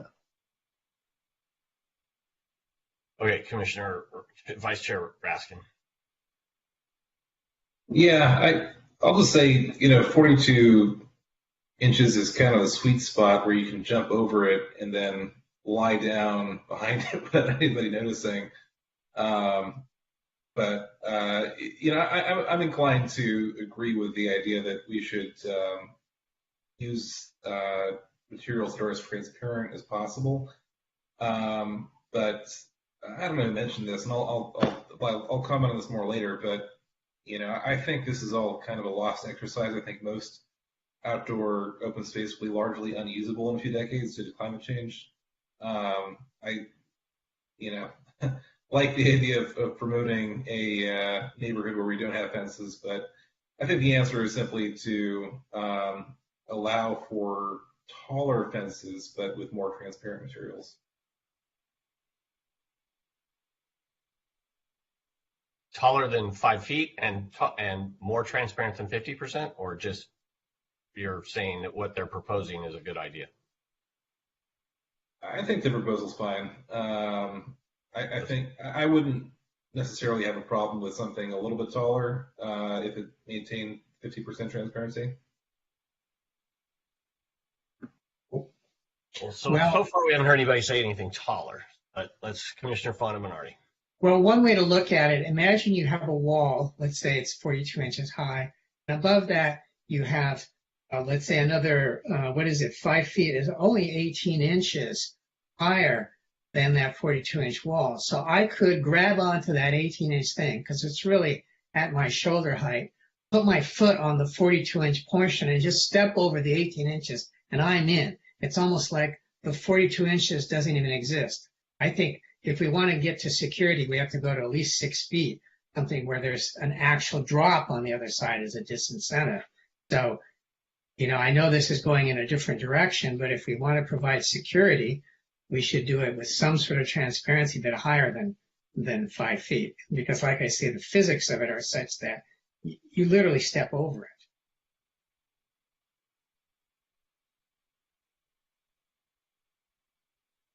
How about the transparency on the bottom half? Yeah, I mean, for the design, you can see yeah, I think I certainly can imagine a kind of section that Commissioner Fonda-Minardi is discussing, but I anticipate that it would be flush on the outside, so it's not so easy, doesn't act as a step. Yeah, so we should. I agree with that. If that's our intent, then we should say that in the code that it has to be flush on the outside, or not. It can't be used as a giant ladder, basically. Well, we anticipate that again, this is a higher level framework, and we could get into greater detail when we do the objective design standards.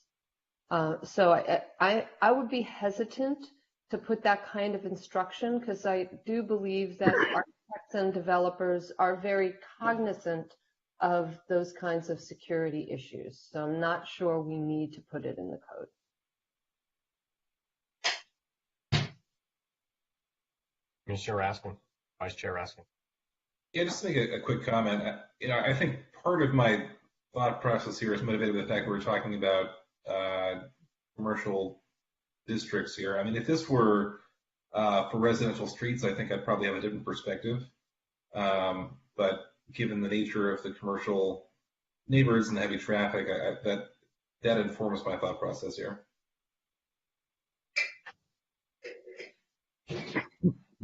I would agree that it changes my thought process. Okay, so I'm tending to hear a consensus that the staff proposal is acceptable, if not wanting to go a little higher, with the exception of Commissioner Fresco, who would like to go in the opposite direction. So, working from a consensus, I think we're at a point where we're supportive of staff's recommendation. Thank you for that clarity. Okay, well, other comments or questions? Commissioner Fontenberg, I'll ask you next, but let me just ask one more time. No callers at this point? Still no callers. Okay, go ahead, Commissioner Fontenberg. So I believe we're at the point of talking about the general development standards. I think that was the last slide by Ross. Am I correct in that? Yeah, the general site regulations, which included the outdoor space that we just talked about, accessory buildings, just the minor revision of allowing a full bathroom instead of just a half bathroom. Okay. And I think, are we into the projections into the setbacks? Is that covered under the same rubric? It is, but we're not proposing any revisions to the projections, just a kind of a reorganization of the intro paragraph. There's really no red lines anywhere else in the projections table.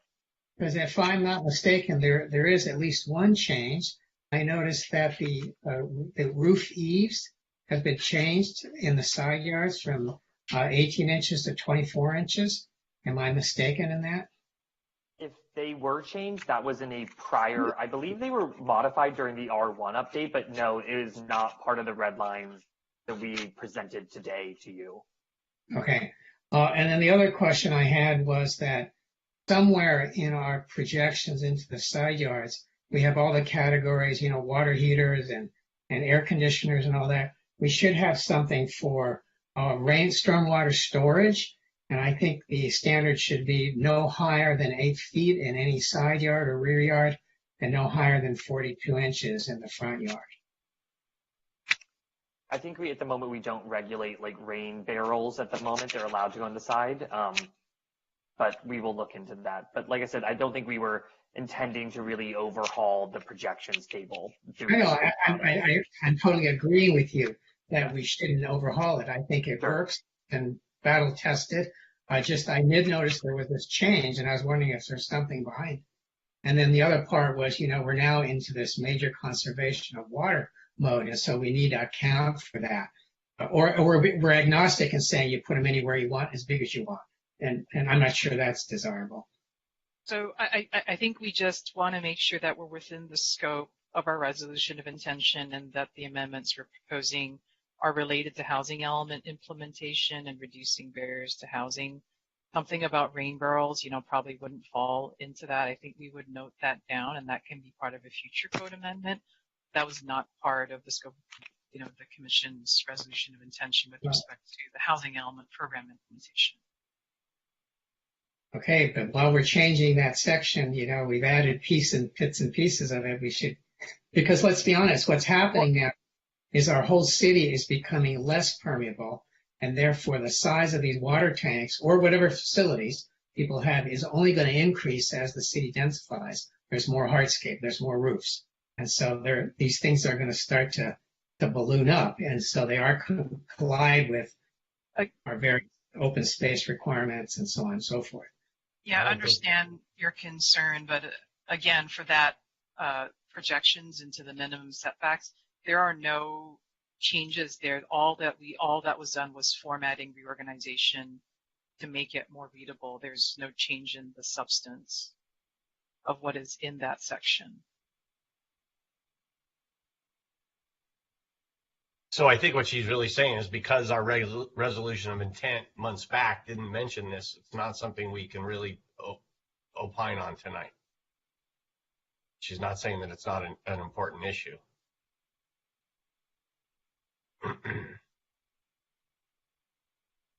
Other comments or questions on the general standards? Commissioner Raskin. Yeah, I'll just say with respect to the open space issue, and we've discussed this before in other contexts, but I do think that we need to allow as much flexibility as possible, and I'm inclined to go so far as to exempt 50% or 100% affordable housing projects from these requirements entirely. Just as I mentioned before, I think we're getting to the point where, a few decades from now, most outdoor open space will be entirely unusable for a majority portion of the year due to climate change. And so, I think we need to think more flexibly about how we can perhaps allow developers to use indoor recreational space as a way of promoting flexibility in designing structures without requiring burdensome outdoor open space requirements. I do think that using as much roof space as possible is beneficial. I think that we're going to get a much higher net GHG decrease if we can build more housing units, get people off the roads and closer to where they work, rather than putting solar panels up on the roof. These are all high-level comments, but I'm seriously inclined to exempt projects with 50% or more affordable housing from these standards entirely. Commissioner Landers. Yeah, I just want to second Ellis's recommendation. I probably would look for some relaxation for the moderate rate housing as well, to the extent that we're trying to get those moderate income housing built. And I generally feel that we need to maximize flexibility. The one thing I will say that I really strongly want to reiterate is that to the extent that we're providing flexibility anywhere beyond, anywhere in a inclusionary project, I do want to make sure that, ironclad, that the people in below market rate units have equitable access to all the open space. I do not want to see any permission for, open space to be inaccessible. Any open space flexibility has to be equitably available across the entire project. But other than that, I do think we should be looking at certainly a relaxation on the moderate income, if not an entire exemption, and then definitely an exemption on the 50% and above BMI. I'll let Stephanie maybe chime in. I just wanted to also provide a quick clarification that there is a little bit of flexibility already baked into the code for 100% affordable. It's not a reduction in open space. They're allowed to kind of exchange private and common to they're allowed to make private turn into common open space if that would benefit the development, but there's not a reduction, just kind of how it's implemented. That's already kind of in the code, just so that you know.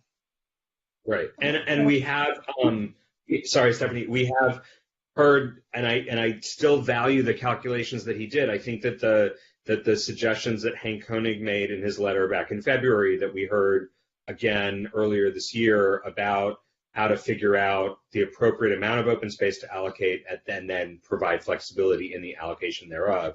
I thought that was all really helpful, and I would, without getting into the details of it, would encourage you to go back to his correspondence and take a serious look at that, because he's thought a lot about that. Yeah, and we always really appreciate when Hank comments on these changes. We gave a lot of thought. We definitely heard your interest in providing flexibility in the open space, and we would like to do so also. We have, I work with every developer that comes to the city to do multifamily housing, and so we haven't really heard that many complaints about our current code, and we're providing more flexibility with these red lines than we've had in the past. What we have heard pretty consistently from the ARB is a desire, because the ARB is actually seeing a lot of these projects that are administratively approved, and a real focus on quality of life really comes down to cross-ventilation and quality open space. In the last couple of years, we've really seen an emphasis in our population on the desire for open space. Grant in the Inland Empire, that open space may already be non-habitable, but in Santa Monica, the open space for most of the year is still quite extraordinarily pleasant. And so we think that it's very important to maintain the open space for quality of life, especially as units get smaller and we see more people living in the larger units than ever before. Yeah. No, I hear you. I'm also just thinking about what we can do to get more people to come into Santa Monica, the people who aren't here, who are staying away, because we do artisanal housing here, which has its pros and its cons. And so I think that is, you're on the right track. I worry that, for instance, to take cross ventilation for an example, there was this terrific webinar,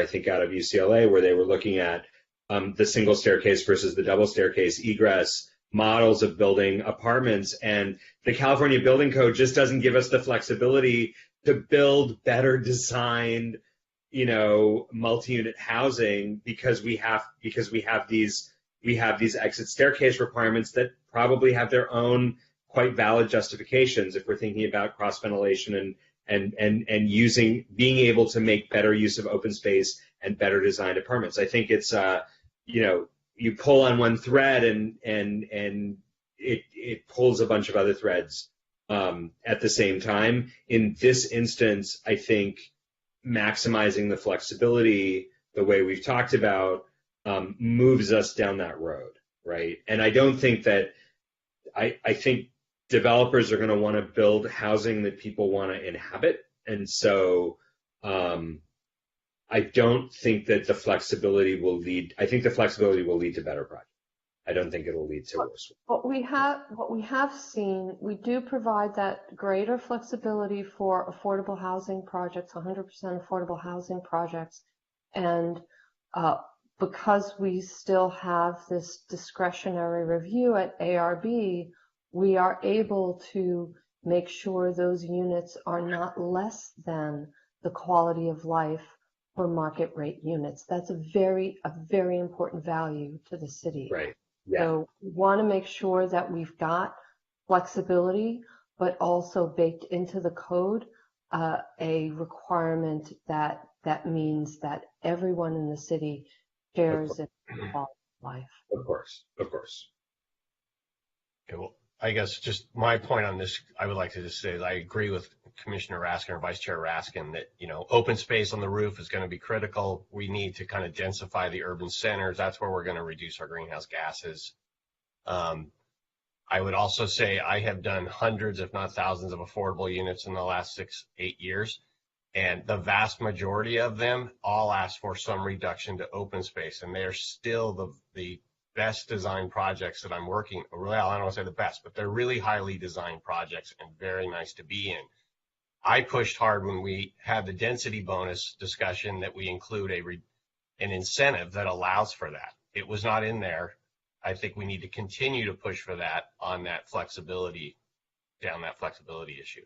So when that comes back with the red line, I would urge you guys all to support me in trying to add that condition.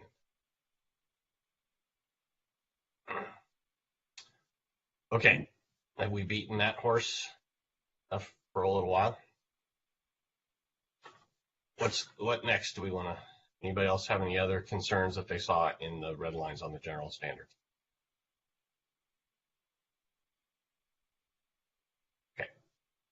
Okay. I am not seeing any hands come up. Are there any other comments that people just want to make on these sections that we've looked at tonight before we move on? Commissioner Raskin. Yeah, I just want to make one point, and I think this is really mostly applicable in projects that are going to be redeveloping properties in R1 and maybe R2 zones. But back before the pandemic, we had a conceptual thought of creating a tree ordinance where we could potentially give people extra either airspace or floor area or some sort of development incentive to preserve trees on R1 and maybe R2 properties, essentially just by moving the building envelope around. So, I just hope we can keep that in the back of our minds as something we can hopefully codify at some point down the road. And I realize that that's not gonna really get baked into what we're doing now, but hopefully we can get there someday. Yeah, I agree. I mean, I agree. I think it could be modeled off of kind of the program that we have for historic preservation, where they allow for some deviations from design standards to protect significant trees on site. Makes a lot of sense. So I would support you pushing that forward after we get done with this exercise. I think I saw Commissioner Lambert's hand first, and then Commissioner Fresco. Thank you. I agree with you, Alice, all the way. I'm confused. Is the next time we're going to see all of our comments come back in the red lines in January, or are we discussing? Is that basically what we're going to see? I believe I think we're going to see a full set coming back in January. Okay. Yeah, you are going to see revisions. So obviously for your formal recommendations to council, you will see as red lines. What we will bring to you next week is to reflect back on you, just like we've been doing every meeting, we've been recapping your prior discussion while it's fresh in your mind, and to make sure we accurately represent that. Next week, you're going to get some, not the red lines, but like conceptual responses, to some of the direction you're seeing, just to give us direction. I don't want to wait till January. Right. That, so that we are making sure that we have that, consensus direction or what have you, and how we can craft those red lines for your review on January the 11th. So that's what we intend to do next week. So you're not getting red lines, you will get conceptual responses. Right. You guys are, if I haven't said it before, you've done absolutely an extraordinary job in pushing this through. I mean, I don't know how you do it. So anyway, thank you. Wonderful team. Thank you. Do you think we're going to get all this done on January 11th? I mean, that's a lot of red line. Well, we've had, at that point, we would have had 7 to 8 discussions. So I'm hopeful, but, we do have January. I mean, if we need time, we have January the 18th as a meeting. If the commission wanted to continue it to, an additional meeting that you can all agree upon, we have options. Okay. Thank you. Like you need more time. May I? Yeah, I saw Commissioner Fresco's hand up next.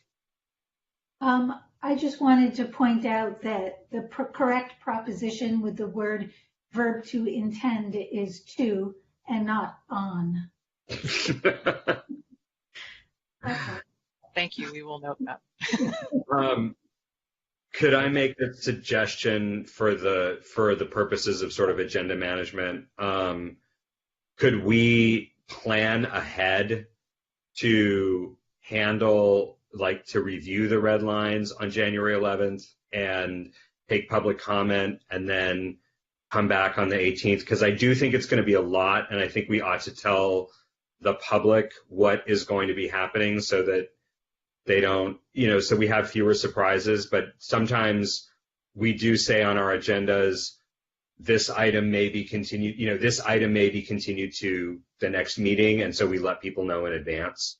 I think that could be helpful, just in terms of public understanding of the process. We have had correspondence, we have had public comment. We will need the city attorney to be clear about whether we're required to do public comment again on the 18th or not, depending on how we proceed. But I think it would be helpful to just sort of anticipate that. So, and worst case scenario, we just vote on the 18th without a big, long discussion, right? But at least we've laid out the possibility that we could take 2 meetings. So I think just to clarify, is your intent to have 2 noticed public hearings on the 11th and the 18th? Or, we have the public hearing on the 11th, take comments, and then the 18th is just sort of like a, continuation of that particular item? Because to have Right. The latter. Okay. I would propose the following. What I would propose is that we have the public hearing on the 11th, we have public comment on the 11th, and we have commission discussion on the 11th, followed by constitutes our straw poll vote in case there's something that needs fixing, right? In case we're making some changes, and then on the 18th that we come back and because staff may say, hey, we can't fix this on the dais, we need to go back and change it, or staff may say, no, right, we're done, and then we do that on the 18th. Depending, I'm not quite clear how it works with public comment, but we've done versions of that where we do all the work up in the first meeting, and then if there are minor changes that need to be dealt with over the course of the following week, those are made and agendized, and then we have limited public comment, and then we vote. And it's not a whole redo. Okay, yeah, I mean, I think we want to try and avoid like huge changes between the 11th and the 18th. That's not a ton of time for us. Correct. To do we the would work. try to make those changes on the 11th. Yeah, I understand what you want to do. We'll have to see kind of how it unfolds, because obviously if we republish red lines or bring back new information on the 18th, we probably do have to open it for public comment again. We can't just say you can't comment on it if there's new information being presented. So, okay, that's helpful. We can certainly structure it that way. And I think, being aware, we do have a targeted council date February the 28th, so we don't want to sort of go too late in January, because we're starting to prepare then for that meeting as well for the actual implementation. Yeah, I mean, I think that we should have the ability, if everything goes smoothly, to do it on the 11th. But if we need the 18th, we need to be fine with pushing it back. But let's not preclude ourselves from Right. from doing that. I just want to take a moment to answer Leslie's comment and acknowledge the housing team. The way they do it is by working all the time. And I know because when I sign on at any time, night or day, midnight, I can always talk to any member of the housing team. So I want to acknowledge that and thank them for their commitment and their work. Thanks for saying that, Stephanie. Okay, so I think we're going to move on from this agenda item. Appreciate everybody's comments and staff's hard work. So we're going to move on to number 10, which is public input on things we're not on our agenda. If we could start a 1-minute timer for that, that would be fantastic.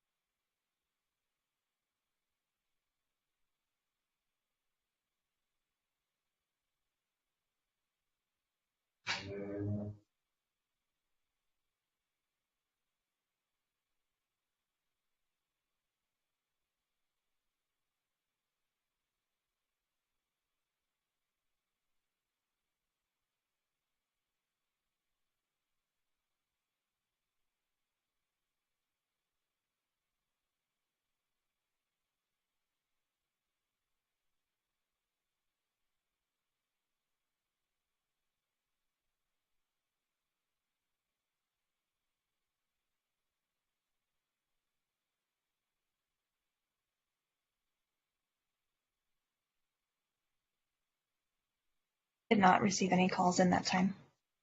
Okay, great.